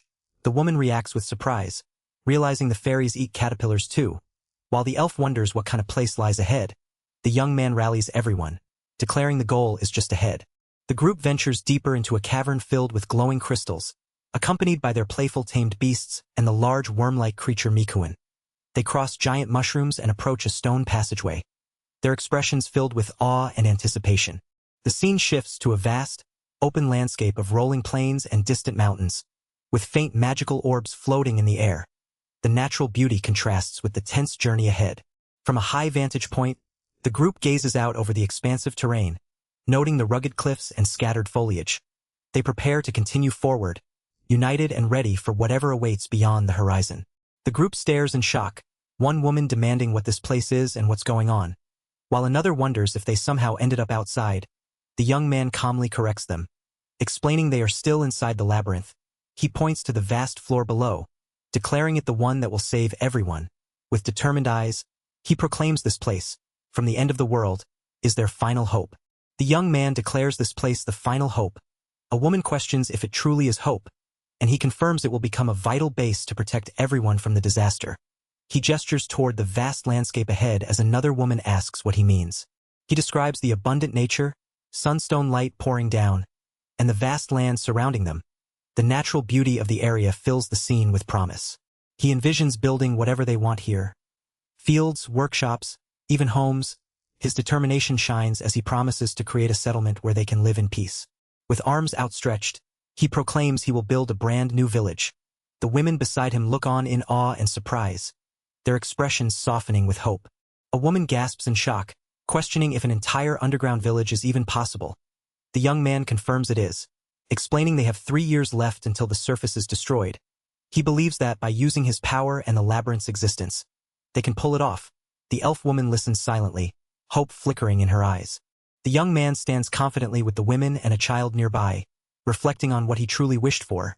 He vows that when the day comes to return to the capital, he will definitely make it happen. The group shares a hopeful moment, their resolve strengthening. Walking down stone steps with their animal companions, the woman expresses surprise at the idea of a whole village underground.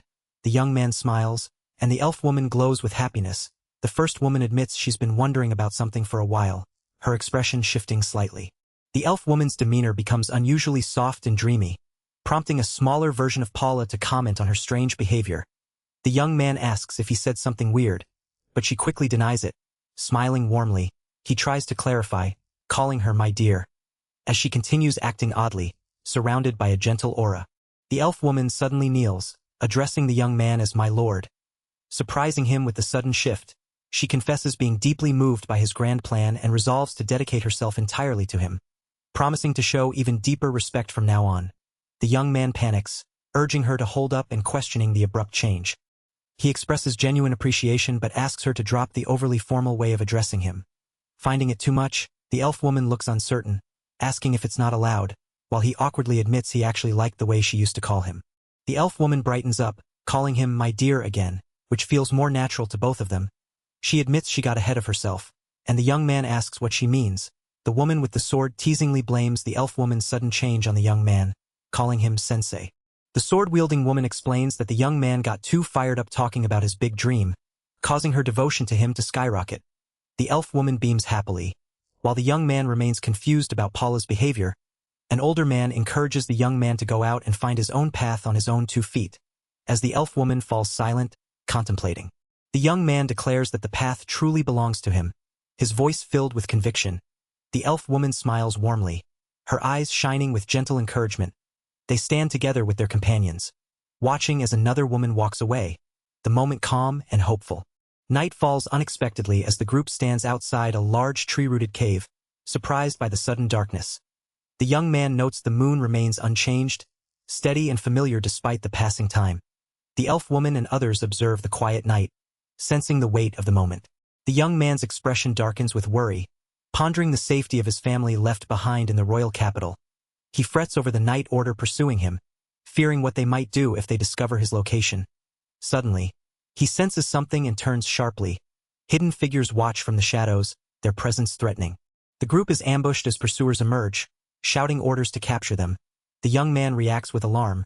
Realizing the danger is immediate and severe, he braces himself, refusing to let them be caught so easily, while his companions prepare to defend themselves against the attackers closing in.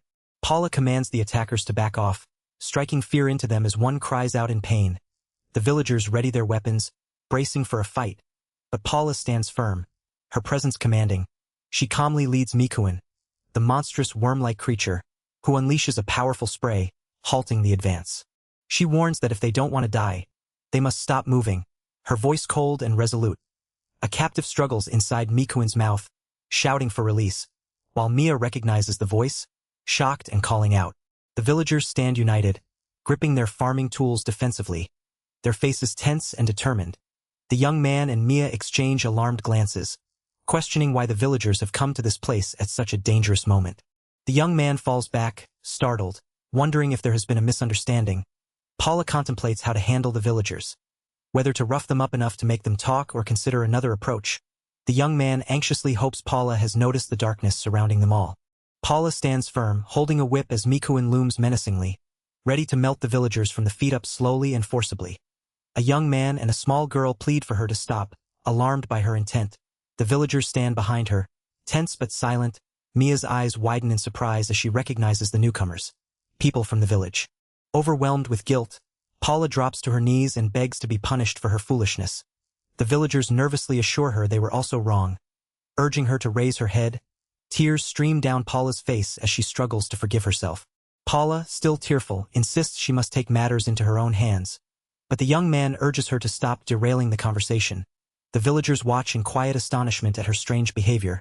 The young man begins to organize the group, suggesting they sort out the situation calmly. A cheerful young woman admits the whole ordeal started because of Mia. She apologizes for being out late and explains that when Mia didn't return, they went looking for her after hearing she had gone to the river with the group. The young man acknowledges their shared responsibility and says they all came to check on the situation together. The villagers recall seeing terrifying monsters emerging from a strange cave, which made them panic and attack, thinking they were under assault. A young man nervously asks their teacher what the cave and those monsters really are. The teacher, sweating, prepares to explain the truth as the villagers listen intently. The teacher reveals that the cave was actually a magic energy pool, shocking everyone. The villagers react with disbelief and fear, realizing something dangerous lurks beneath their village. The village chief urges calm, trying to steady the crowd. The teacher explains that a barrier was masking the cave's presence until recently, which explains the villagers' panic. The villagers urgently demand to know what to do next, calling out to the chief. The chief contemplates the situation silently. The chief resolves that they must urgently report the danger to the Lord and request an investigation. He grimly admits they will likely have no choice but to abandon the village, shocking everyone gathered.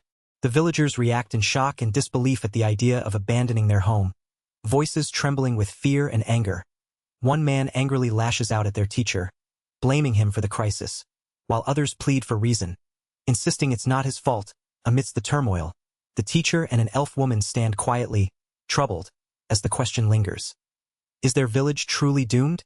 The teacher reflects on the village's fate, recalling how even in the past, the village's condition was closely linked to the world's balance. A symbolic scale shows the village's happiness tipping the balance, emphasizing that solving the village's problems and raising its happiness was the only way to delay the inevitable end. The grim truth settles in. Losing this village now would be catastrophic. The teacher envisions a haunting scene of devastation, with piles of skulls and broken weapons, warning that the calamity approaching could strike all at once. His thoughts turn to the villagers, his family, and everything he holds dear. Realizing the stakes are higher than ever, silent determination hardens his expression as he contemplates the dire consequences if the village falls. Stepping forward, the teacher commands the crowd to listen, revealing that the reason they entered the magic energy pool was to save the village. His serious declaration captures everyone's attention, and he admits he cannot turn back now. The villagers look on, stunned but attentive, as he prepares to share the truth that could change their fate. He vows to convince everyone in the village, no matter what, for the sake of his precious family waiting in the royal capital. His determined gaze sharpens as he promises to make them understand. Nearby, two women watch him with wide, surprised eyes, while an older man with a horned head and a stern expression listens intently. The chapter title appears as the young man confidently holds out a cluster of shining crystals. Around him, a smiling elf woman and two cheerful children watch with hopeful expressions, while a surprised young woman clenches her fists, eyes wide with anticipation. The young man faces a crowd of villagers and the village chief, who questions him with a stern expression. The villagers look tense and uncertain as the young man asks if they want to save the village. The chief demands clarification, and the villagers listen intently as the young man begins to explain. The young man enthusiastically reveals that the magic energy pool beneath the village is actually an incredible treasure trove called the Underground Labyrinth. He gestures broadly, surrounded by images of rare items and artifacts. The villagers and nearby onlookers react with surprise and curiosity, asking to see for themselves. The young man presents the sparkling crystals from the treasure trove, causing a stunned villager to exclaim in disbelief. The man's eyes widen with awe and a hint of fear, while others eagerly reach out to touch the crystals. A young girl nervously comments on the man's intense gaze, highlighting the overwhelming impact of the discovery. A woman questions if the luminous stone is truly valuable. A man nervously confirms its rarity, explaining it's a rare find hardly ever seen. He reveals that just one stone is worth 50 gold coins, enough to support the entire village for months. A young man smiles confidently as he holds the stone. The young man offers the villagers several bottles, inviting them to try the contents. The crowd is surprised, questioning if it's water. He encourages them to drink it. Some villagers cautiously take the bottles, and one drinks immediately, reacting with shock. The villagers are amazed, feeling power surge through them after drinking. One exclaims how incredible it is, while another admits they haven't tasted such good water in months. The young man explains there are other materials that can be transformed into magic stones and daily necessities. The villagers eagerly ask for more. The young man proudly announces they gathered all these treasures from inside the labyrinth. The villagers express disbelief and ask if it's true. One questions how they managed to fight the monsters inside. The young man stands firm, surrounded by the gathered treasures, as the villagers absorb the astonishing news. A man admits it's hard for others to imagine a scrawny guy like him mowing down monsters. He explains he had dependable allies with him. A villager questions how he managed before those allies arrived. Noting the monsters controlled by a girl were strong but weren't with him from the start, the man begins to answer, drawing attention. The girl in question proudly declares herself an exceptionally talented mage. Nearby villagers react with surprise, but some laugh, mocking her as a mage who can barely light a fire. The man tries to temper the joke, telling the girl Mia that it's a bit much. Mia smirks confidently as he urges her to show them. She announces she's already become a whole new person, capable of one-shotting any monster in seconds. Mia demonstrates her power, casting a spell with fiery energy, proclaiming she's a great mage now. Onlookers tease her for getting high and mighty, joking she won't hit the fireplace from that far away. Mia and another girl awkwardly try different poses, encouraged to just perform the spell already. The villagers wonder aloud what could have possibly changed as a young woman summons a swirling vortex of energy with precise control. Their expressions shift from curiosity to surprise as the power intensifies. The gathered crowd watches silently as the energy dissipates, showing little reaction. The young woman, puzzled by the lack of response, insists on trying again despite the growing destruction around her. A man urgently pleads for her to stop as the house collapses in flames. Another woman sternly warns the young mage that if she repeats this, she will be expelled from the village. The young mage, now tearful and remorseful, is questioned about when she became so strong. A man explains that her power has grown thanks to transmutation, and another woman confirms she can wield it effectively. The man declares that with his power, they will be able to fight monsters and challenge the labyrinth. He insists the situation is not a crisis but an opportunity, promising unlimited access to resources. The villagers listen in stunned silence, absorbing the gravity of his words. A group debates their role in the fight, one urging that if Mia can do it, maybe they can too. Another warns not to rush and to hear the Lord's opinion first. A determined man rejects waiting, fearing heavy taxes if they inform the Lord, and rallies the village chief and others to make one last push. The village chief, Nino-sama, listens silently before apologizing and refusing the proposal. He stresses that the villagers' safety is paramount, catching the attention of a young woman and a man nearby. The man reflects on the chief's resolve, explaining he learned from Oijin that the village once suffered a monster attack that left the chief's daughter missing and grandchild unconscious. The threat of monsters cannot be underestimated. The man contemplates the chief's past hardships and the weight of his decisions. Despite the difficulty, he acknowledges there are things he cannot back down from. Surrounded by villagers, he prepares to face the challenge ahead. The young man cheerfully invites the village chief to join them in the labyrinth, urging him to come along. Shock ripples through the crowd as a burly man yells in disbelief, accusing the young man of trying to get the chief killed. The chief himself looks stunned by the suggestion. Inside a rustic building, villagers debate the idea nervously. One points out Mia-chan's example and the presence of their sensei as reasons to consider it, while another protests. The young man insists that if the chief sees it with his own eyes, he will understand. The chief's expression shifts as he listens intently. The chief strokes his beard thoughtfully, surrounded by concerned villagers. After a pause, he agrees to the proposal, conceding to see for himself. The scene shifts to a mysterious, ancient doorway entwined with thick tree roots, signaling the entrance to the labyrinth. The chief, now holding a large spear carved from skeleton dog bones, looks determined despite his surprise at joining the fight. The young man praises how the weapon suits him, while a smiling woman adds a friendly remark. The chief hesitates but accepts his role, gripping the bone spear firmly. The young man asks the cheerful uncle why he came along. The uncle laughs awkwardly, explaining the luminous stone was calling to him. He admits he just had to accompany Nino-sama. The young man remarks that the uncle really forced his way into this, and a woman smiles, saying it must be in the blood. The group senses trouble approaching. Menacing slime creatures appear, announcing their arrival. The group readies themselves as the creatures close in. The elf woman shouts Paula's name, and the chief grimaces in pain. Paula attacks swiftly, whipping a small insect-like creature into the slimes. The slimes react with surprise and strain. The chief struggles but prepares to act. The young man urges the chief to move now. The chief grits his teeth and swings his spear, striking a slime with force. The slime is pierced and defeated. The young man praises the chief's spear work, impressed by the precision and strength. The chief questions if monsters can really be defeated so easily. While others cheer that slimes are now a breeze, the young man reflects that compared to last time, everyone has leveled up significantly. A diagram shows how support from stronger allies makes battles easier even for the less experienced, proving to the chief that monsters can be defeated. Inside the labyrinth, the group notes that monsters have respawned despite their efforts, and a girl laments the hard work to beat them. The young man encourages everyone to keep pushing forward as they prepare to face a large slime. The team celebrates clearing the second floor with ease, though they admit it gave some trouble at first. The cheerful uncle, who resembles another character, remarks that once you get used to it, fighting monsters is a breeze. He marvels at the amount of material and magic stones monsters drop. The uncle urges the chief not to abandon such a profitable place, but the chief remains hesitant. The young man asks the chief for his impression of the labyrinth, prompting a thoughtful silence. The chief is asked about his thoughts on the labyrinth. He admits the monster threat wasn't as bad as he expected. The young man and the cheerful uncle respond eagerly, prompting the chief to continue. The chief explains that while the rare resources are tempting, the den of unknown monsters doesn't seem worth challenging willingly. The young man insists on showing a special place for the village's safety, catching the chief's attention. The group stands overlooking a vast underground space. The young man reveals it as a secret place they found. A free land that doesn't belong to anyone. The chief and the uncle react with surprise. The chief repeats the phrase free land in disbelief, while the young man asks for his opinion on the land.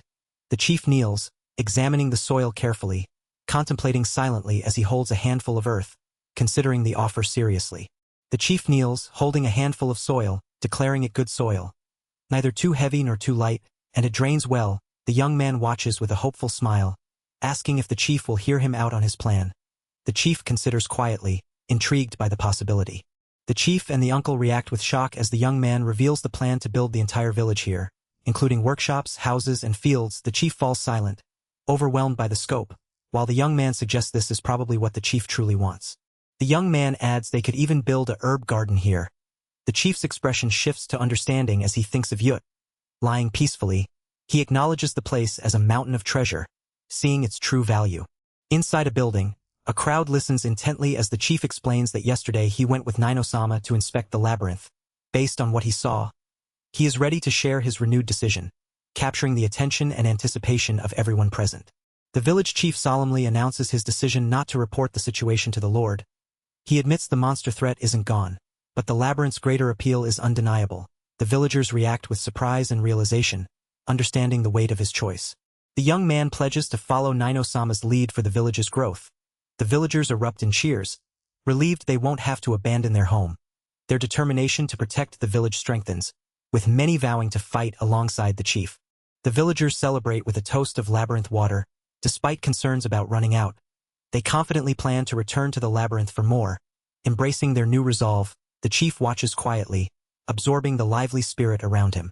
The chief reflects on seeing the villagers so full of life for the first time. He entrusts Nino-sama with the care of the village once again. Nino-sama accepts the responsibility with a calm, confident smile, signaling a hopeful future for the village. The group gathers around a table, discussing the village's future with a mountain of tasks ahead. They focus on securing a stable food supply, financial resources, and producing medicines. Nino-sama emphasizes that simply drawing labyrinth water won't meet everyone's daily needs. The young man begins to respond about that concern. He confidently states that the water source issue is already covered. The chief and others react with surprise, asking for clarification. Suddenly, a young villager rushes in, alarmed that something is wrong with the village's square. A massive surge of water erupts violently from the ground, shocking everyone. The chief and villagers stare in disbelief as the water gushes forth uncontrollably. Mia-chan watches with a knowing smile, amused by the sudden event. Mia-chan reveals that the one who brought up the water was Mikuin, the giant worm she controls.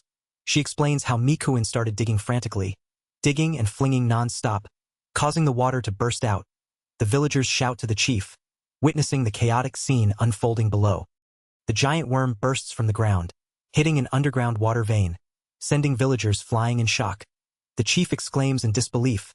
Mia-chan grins, revealing there's more to come. She commands small water spirits to appear, swirling around the erupting water. The villagers watch in awe as the muddy water clears rapidly before their eyes. The young man smiles confidently, explaining that with this, they can build a proper well. The villagers express amazement and curiosity, asking how he knew about their well-building efforts. The young man recounts arriving to find an abandoned, unfinished well. He suggests using monster help to complete it, promising the village will have water for a long time. The chief is astonished, while a woman looks thoughtfully at the young man, calling him their sensei. Mia-chan asks how he figured out the worm could do this. The young man recalls the holes they saw when encountering the worm, realizing it could dig where humans cannot. He acknowledges the worm's help was crucial, despite calling it gross earlier, while Mia-chan looks on with a mix of amusement and understanding. A young woman bursts out, overwhelmed by Mikuin's monstrous face, crying that it's still too much for her. Inside a tavern, a woman greets the group warmly, welcoming them back and mentioning she heard the well is almost finished.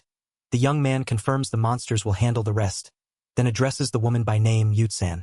The young man asks to borrow the kitchen, explaining he wants to cook something special for everyone in the village.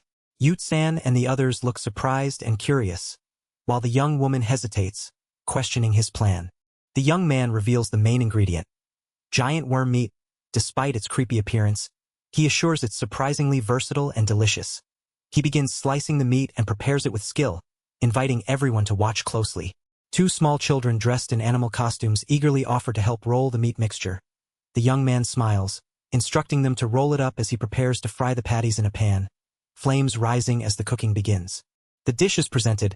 Worm meat Hamburg steak is ready. The young man encourages everyone to try it.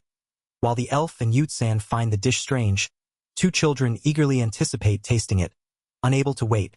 The children open wide as the young man feeds them, and their delighted expressions confirm the dish's quality.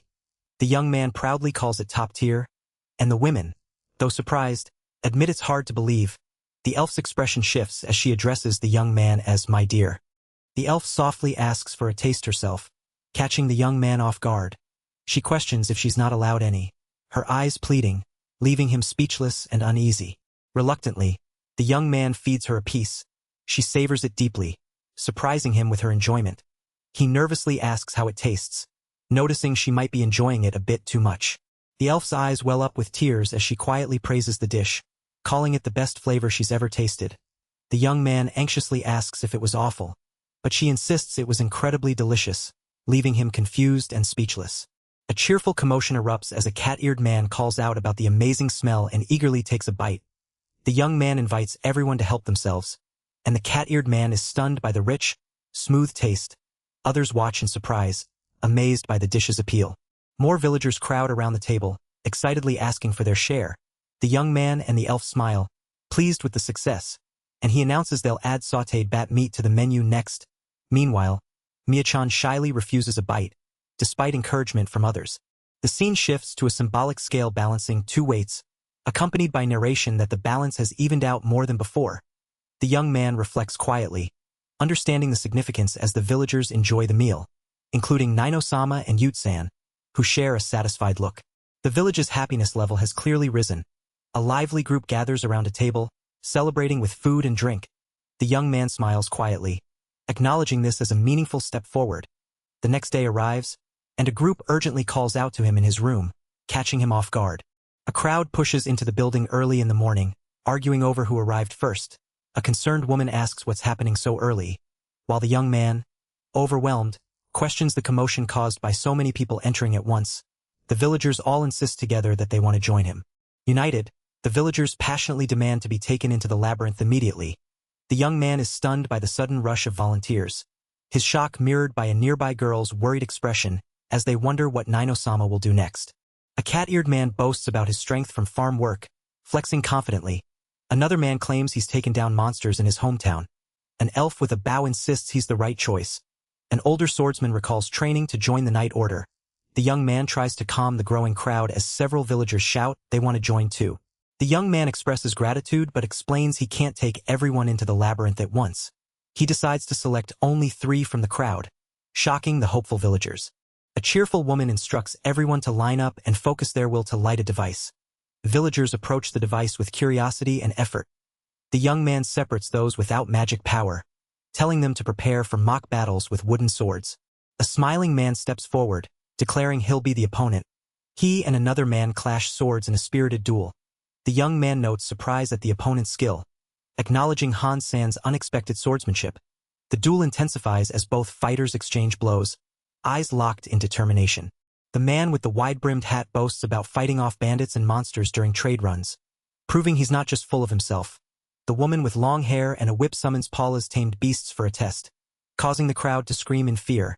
The young man announces the next expedition will begin after the mock battles. The young man reveals the 3 chosen for the expedition: swordsman Johann, warrior Simon, and mage Leona. Johann eagerly looks forward to the journey. Leona is overwhelmed with joy, and Simon prays tearfully. Meanwhile, those not chosen wail in despair, questioning why they were left out. A furious warrior with animal-like features demands to know why he was excluded, recalling his nickname Haimo the Slime Killer. The young man tries to calm him, promising to take everyone in turns eventually. Another man suggests leaving Haimo behind. While the group shares a tense moment, the scene shifts to the labyrinth entrance, covered in twisting roots. The chosen team battles a monstrous creature fiercely, striking with weapons and magic. The young man conjures a swirling magical portal, handing a potion to the delighted mage. The group stands united on a rocky cliff, overlooking a vast landscape, ready to face the challenges ahead. Johann and Simon stand in awe, exclaiming that the place truly exists, while Leona watches quietly. The young man explains that they will be making farmland here. Though starting from scratch will be tough, he chuckles confidently as the trio surveys the rugged terrain before them. Suddenly, the ground begins to shift and rumble beneath their feet. A massive, terrifying worm-like monster bursts forth, causing Johann and Leona to recoil in shock. Simon urgently points out the danger, warning that the creature is a heart-stopper. Johann remains calm, observing the monster closely. The group notices the entire area has already been plowed, astonishing them. A woman stands beside the monster, revealing it is not the usual Mikuin but a new friend named Mizu-san. Another woman nervously comments on Mikuin's terrifying nature, while the group processes this surprising revelation. The woman warns them not to confuse the 2 monsters, causing Leona to flinch. The young man holds up several bags filled with a special transmuted item, instructing everyone to bury them evenly. Johann, Simon, and Leona examine the mysterious contents with curiosity and determination. The group kneels in the freshly plowed field, each holding bags of a strange substance. Mia-chan sniffs the contents carefully, her expression turning troubled. She struggles to hide her discomfort as she examines the material. Another woman notices and asks what's wrong. The young man smiles nervously, admitting he has a bad feeling about it. The smell is familiar, sharp as ever, prompting unease among them. Suddenly, the woman panics, dumping the contents out and revealing it's transmuted from bat guano stone. She explains how she combined it with other materials until it resembled something she'd seen before. A scroll-like label identifies it as fertilizer made by blending bat guano stone with composted lime and powdering it. The young man reassures her as they finish burying the fertilizer evenly. He hints at a final step to come, despite her doubts about the unclear nature of the substance. He reveals the last step: planting labyrinth garlic, an edible plant suited to cultivation that naturally grows within the labyrinth and stores well long-term.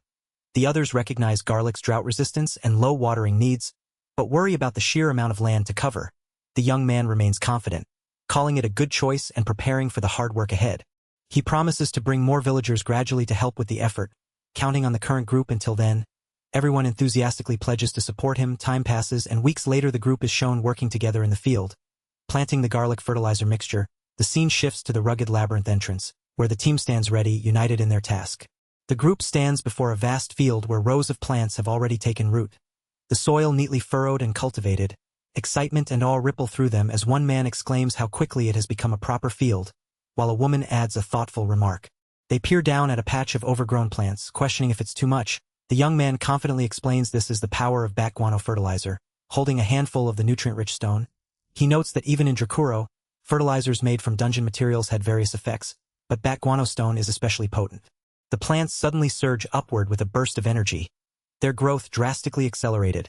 The woman marvels at the ability of transmutation to boost growth speed, while a man reacts with surprise.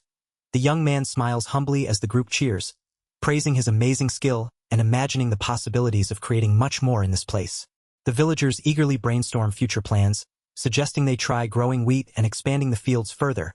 Ideas flow about finding water sources, building irrigation, and starting livestock raising. The group shares bright smiles and hopeful expressions, while the young man and an elf woman exchange a satisfied glance, feeling the promise of progress at last. The young man smiles with determination, declaring the development of the underground labyrinth has truly begun. He silently calls out to Ali and Eni to wait for him. He reflects that if things continue smoothly, his plan will become reality. Suddenly, the young man's expression shifts to shock as a large, ornate scale begins to tip ominously. He realizes the balance is leaning toward a bad outcome. The group notices something moving in the distance, and a man urgently points out something behind them. A flock of large, aggressive birds rushes forward, their wild eyes and sharp claws striking fear into the group.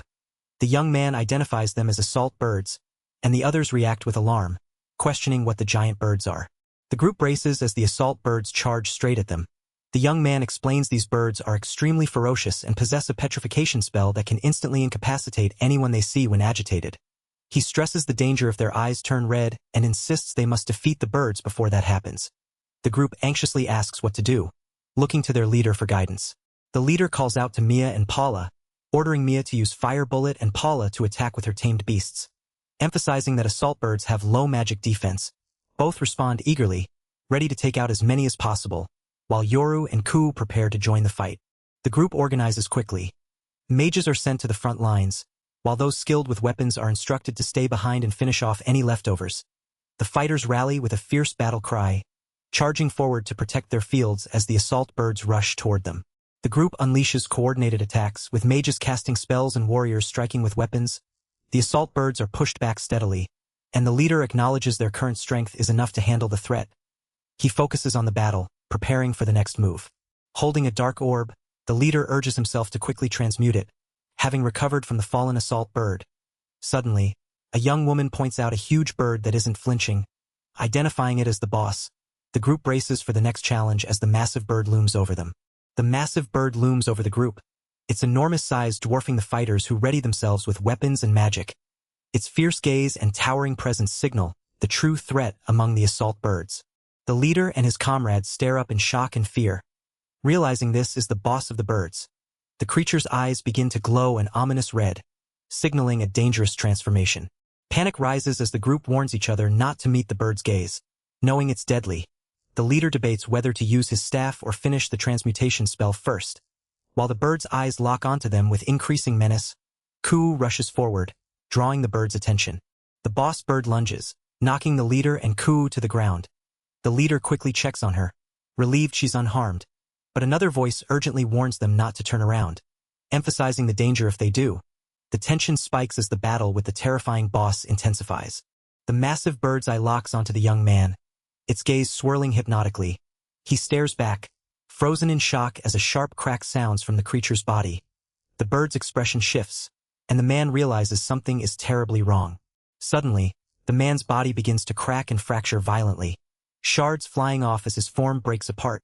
Around him, his comrades watch in horror and disbelief, their faces filled with shock and fear at the unexpected transformation. Shock ripples through the group as the young man begins turning to stone. His body cracking, a woman panics, urging to smash the petrification quickly.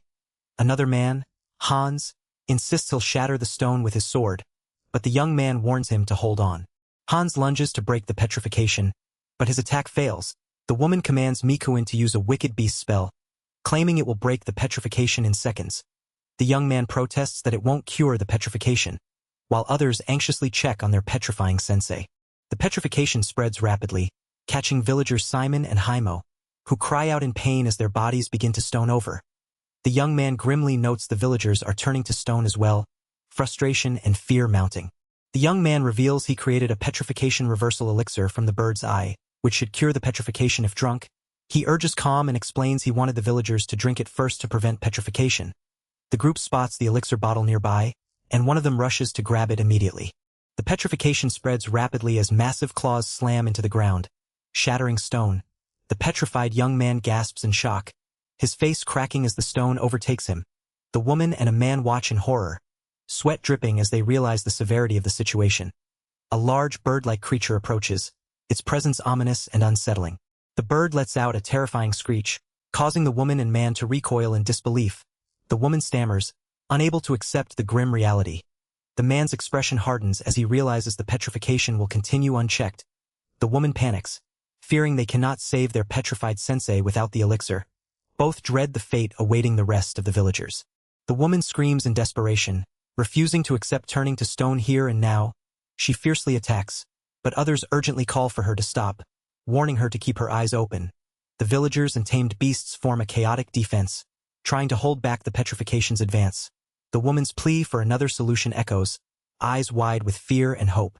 The young man's body is visibly turning to stone, cracks spreading across his skin.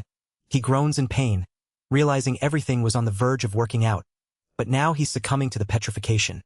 The woman looks on in shock and sorrow as he collapses, the weight of their dire situation sinking in. She reaches out, desperate to help, but the petrification tightens its grip in this hopeless place.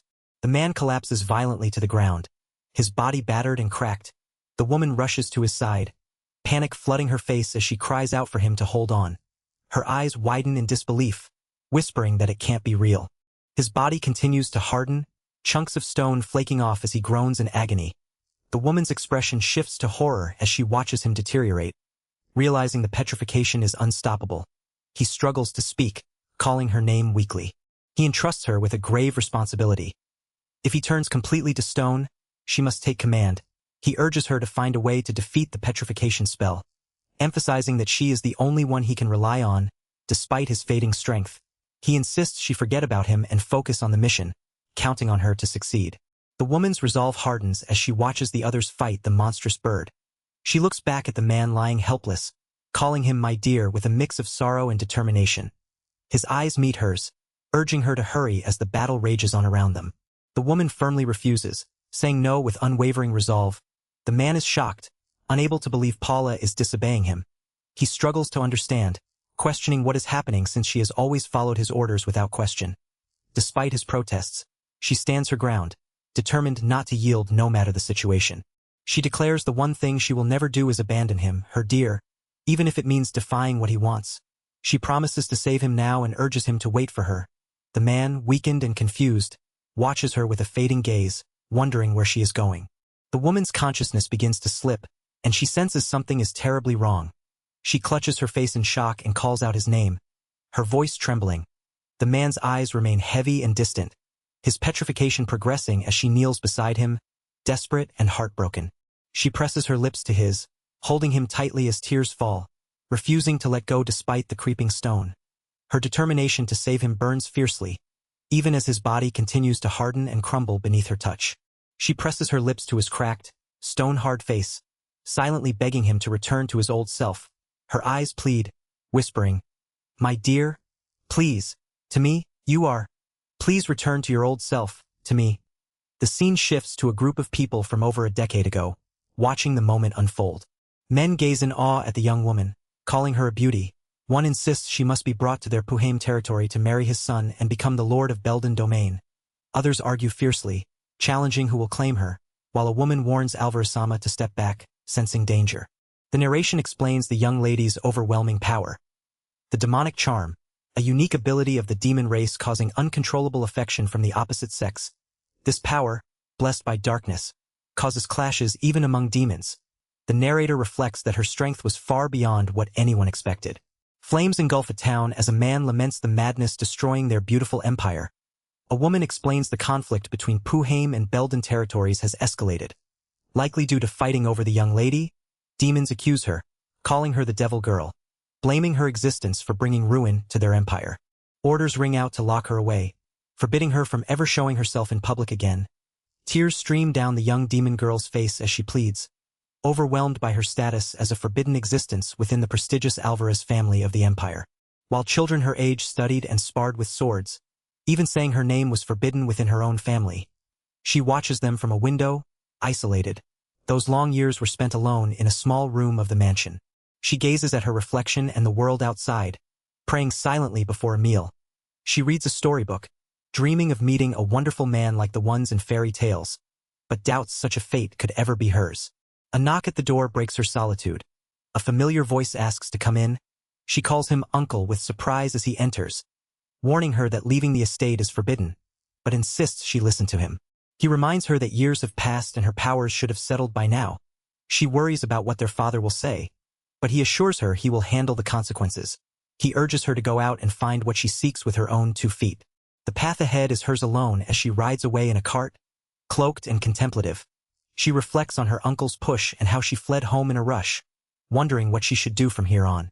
She feels she has nowhere left to go. Suddenly, a young man calls out her name, Paula, surprising her. She questions why he knows her, her expression filled with wonder. The young man explains it has been so long since anyone recognized her existence or said they needed her. He tells her she was the first in a long time, and just as she needs him, he needs her too. Two voices urgently plead for her to return to her old self and shine a light on their path. The elf woman clings tightly to a wounded man, begging him to continue guiding her. She trembles, overwhelmed by the moment, as she struggles to hold on. The elf reflects on how Paula must have realized something earlier. Only a bit of the potion remained, and carrying it by hand would have spilled it. She quickly moved the potion into her mouth, desperate to save it. The elf's hand reaches out to the man's chest as shards of debris fall around them. He gasps, caught between pain and relief, while she supports him, their connection palpable amid the chaos. Others rush toward them, calling out in relief that their sensei has returned. The elf's tearful face expresses immense gratitude, while the man smiles warmly, thanking her and acknowledging that without her, they would have lost everything. He steels himself with quiet determination, reminding himself he has a reason to survive and cannot give up here. His eyes close briefly as he summons his resolve. He calls out to Paula, urging her to move forward together, holding his staff firmly. He declares they will take down the assault bird and asks her to lend him her hand. The elf woman grips her weapon tightly and replies with unwavering agreement, ready to face the final showdown side by side. The final chapter begins as Yoru summons a powerful thunder spell, commanding it to come forth. He raises his staff, unleashing a massive lightning strike against a colossal bird-like creature, the energy crackling fiercely around them. The beast recoils but remains standing, its massive form undeterred by the first attack. Yoru's companions watch anxiously, realizing one strike won't be enough to finish it. With determination, Yoru grips his staff tighter, resolving to fire a second shot despite the risk. Yoru closes his eyes, focusing deeply as he explains that charging his staff demands an immense amount of magical power. He must first protect everyone from the petrification spell threatening them by transmuting a large supply of petrification reversal elixir. However, this process prevents him from charging the staff simultaneously, complicating the battle strategy. Turning to the elf woman, Yoru entrusts her with the task of charging the staff in his place. He implores Paula for her help to defeat the monstrous foe, his gaze filled with earnest reliance.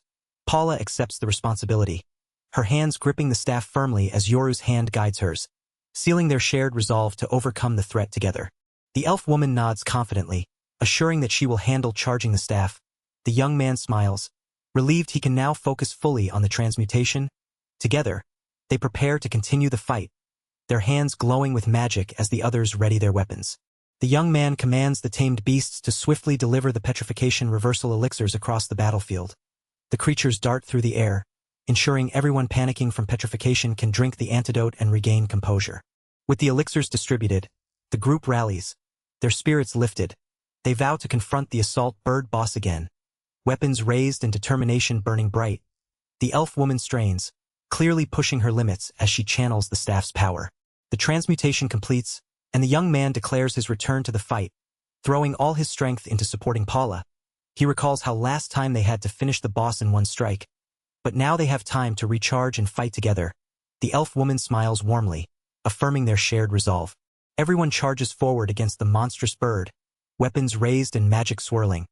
The young man shouts that everyone is fighting alongside him now. The group steels themselves, determination burning in their eyes. The young man urges, "We can do this! Come forth!"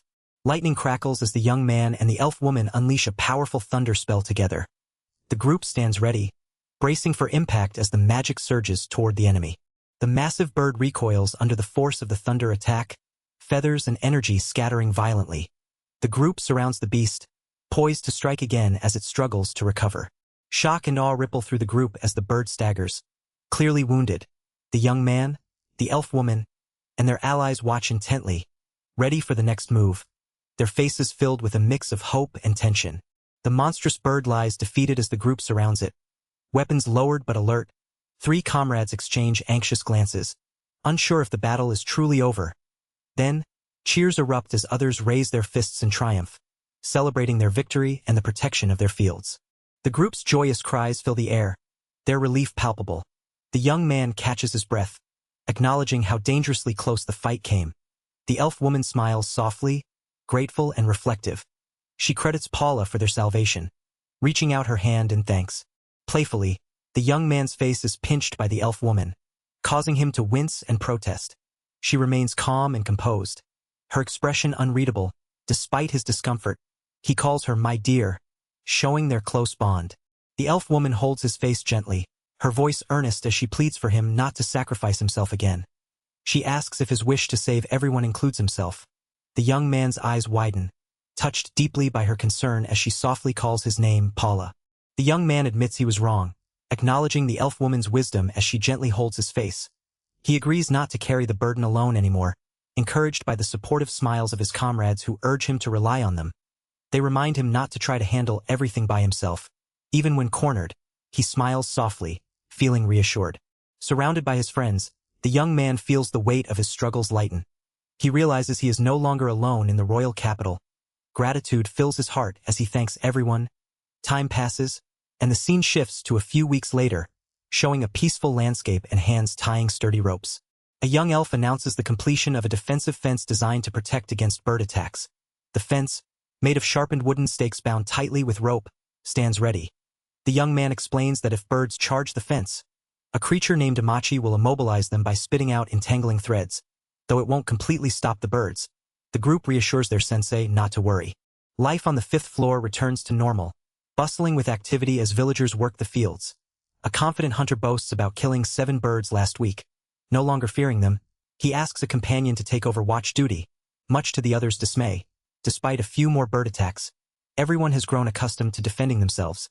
Suddenly, a call for attention draws the group's focus, hinting at new developments ahead. 2 women, 1 elf, stand confidently in maid outfits, one holding a ladle, winking and smiling brightly. A young man and 2 others react with surprise and admiration. Calling the look refreshing, the women tease, hinting at what they are about to start. The elf and the other woman present a feast of dishes made from assault birds, announcing a bird meat party. The young man questions if they really used the birds, and the women confirm it was the sensei's idea, suggesting they might as well enjoy the abundance. The group tastes the bird dishes, surprised by the flavor enhanced by a garlic broth. Despite frustration, they admit the bird meat tastes good. The young man reflects that the assault birds have become a food source, solving the food problem and allowing field expansion. Suddenly, an older man rushes in, calling out to Nino-sama, urgently mentioning his granddaughter Yut. Nino-sama and the group turn to see a young girl covered in debris. Looking fragile and confused, she calls out to her grandpa, who is shocked but embraces her tightly. The young man explains that she is Yut, the village chief's granddaughter, as relief and emotion fill the scene. A girl had been petrified for months after being attacked by a monster like the assault bird. Despite attempts to heal her with a petrification reversal elixir, she remained frozen for a long time. The young man hears a woman call him Piro Ring and smiles softly, pondering the meaning of my dear.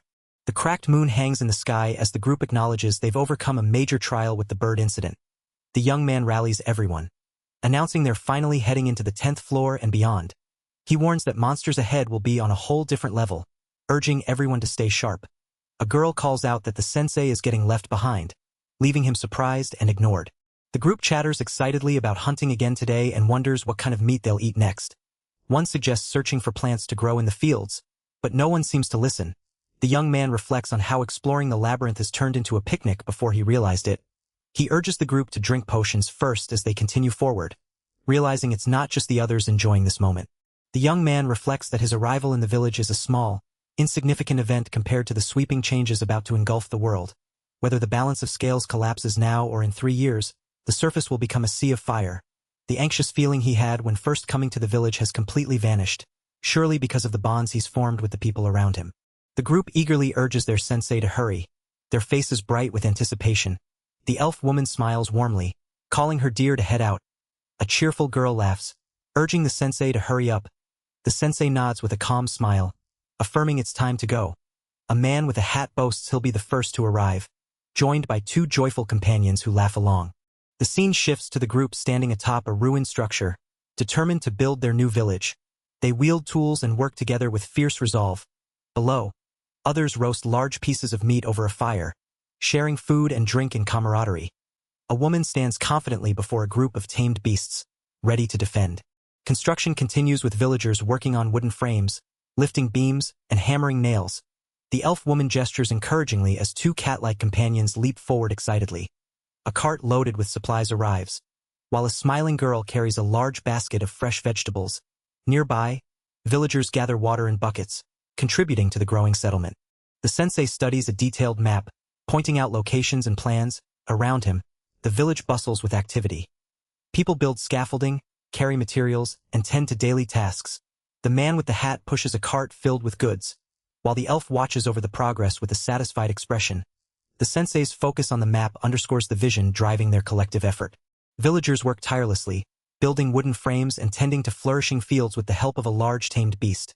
Two men carry a crate of seedlings while others plant and cultivate crops, all under a bright sky with mountains beyond.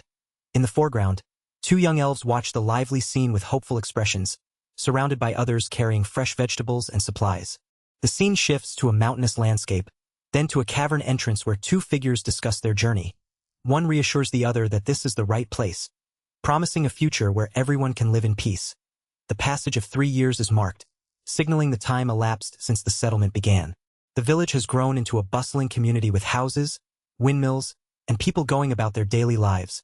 A group of characters stands at the village entrance, looking in with satisfaction and pride at the thriving settlement they helped build, surrounded by smiling villagers and children welcoming them home.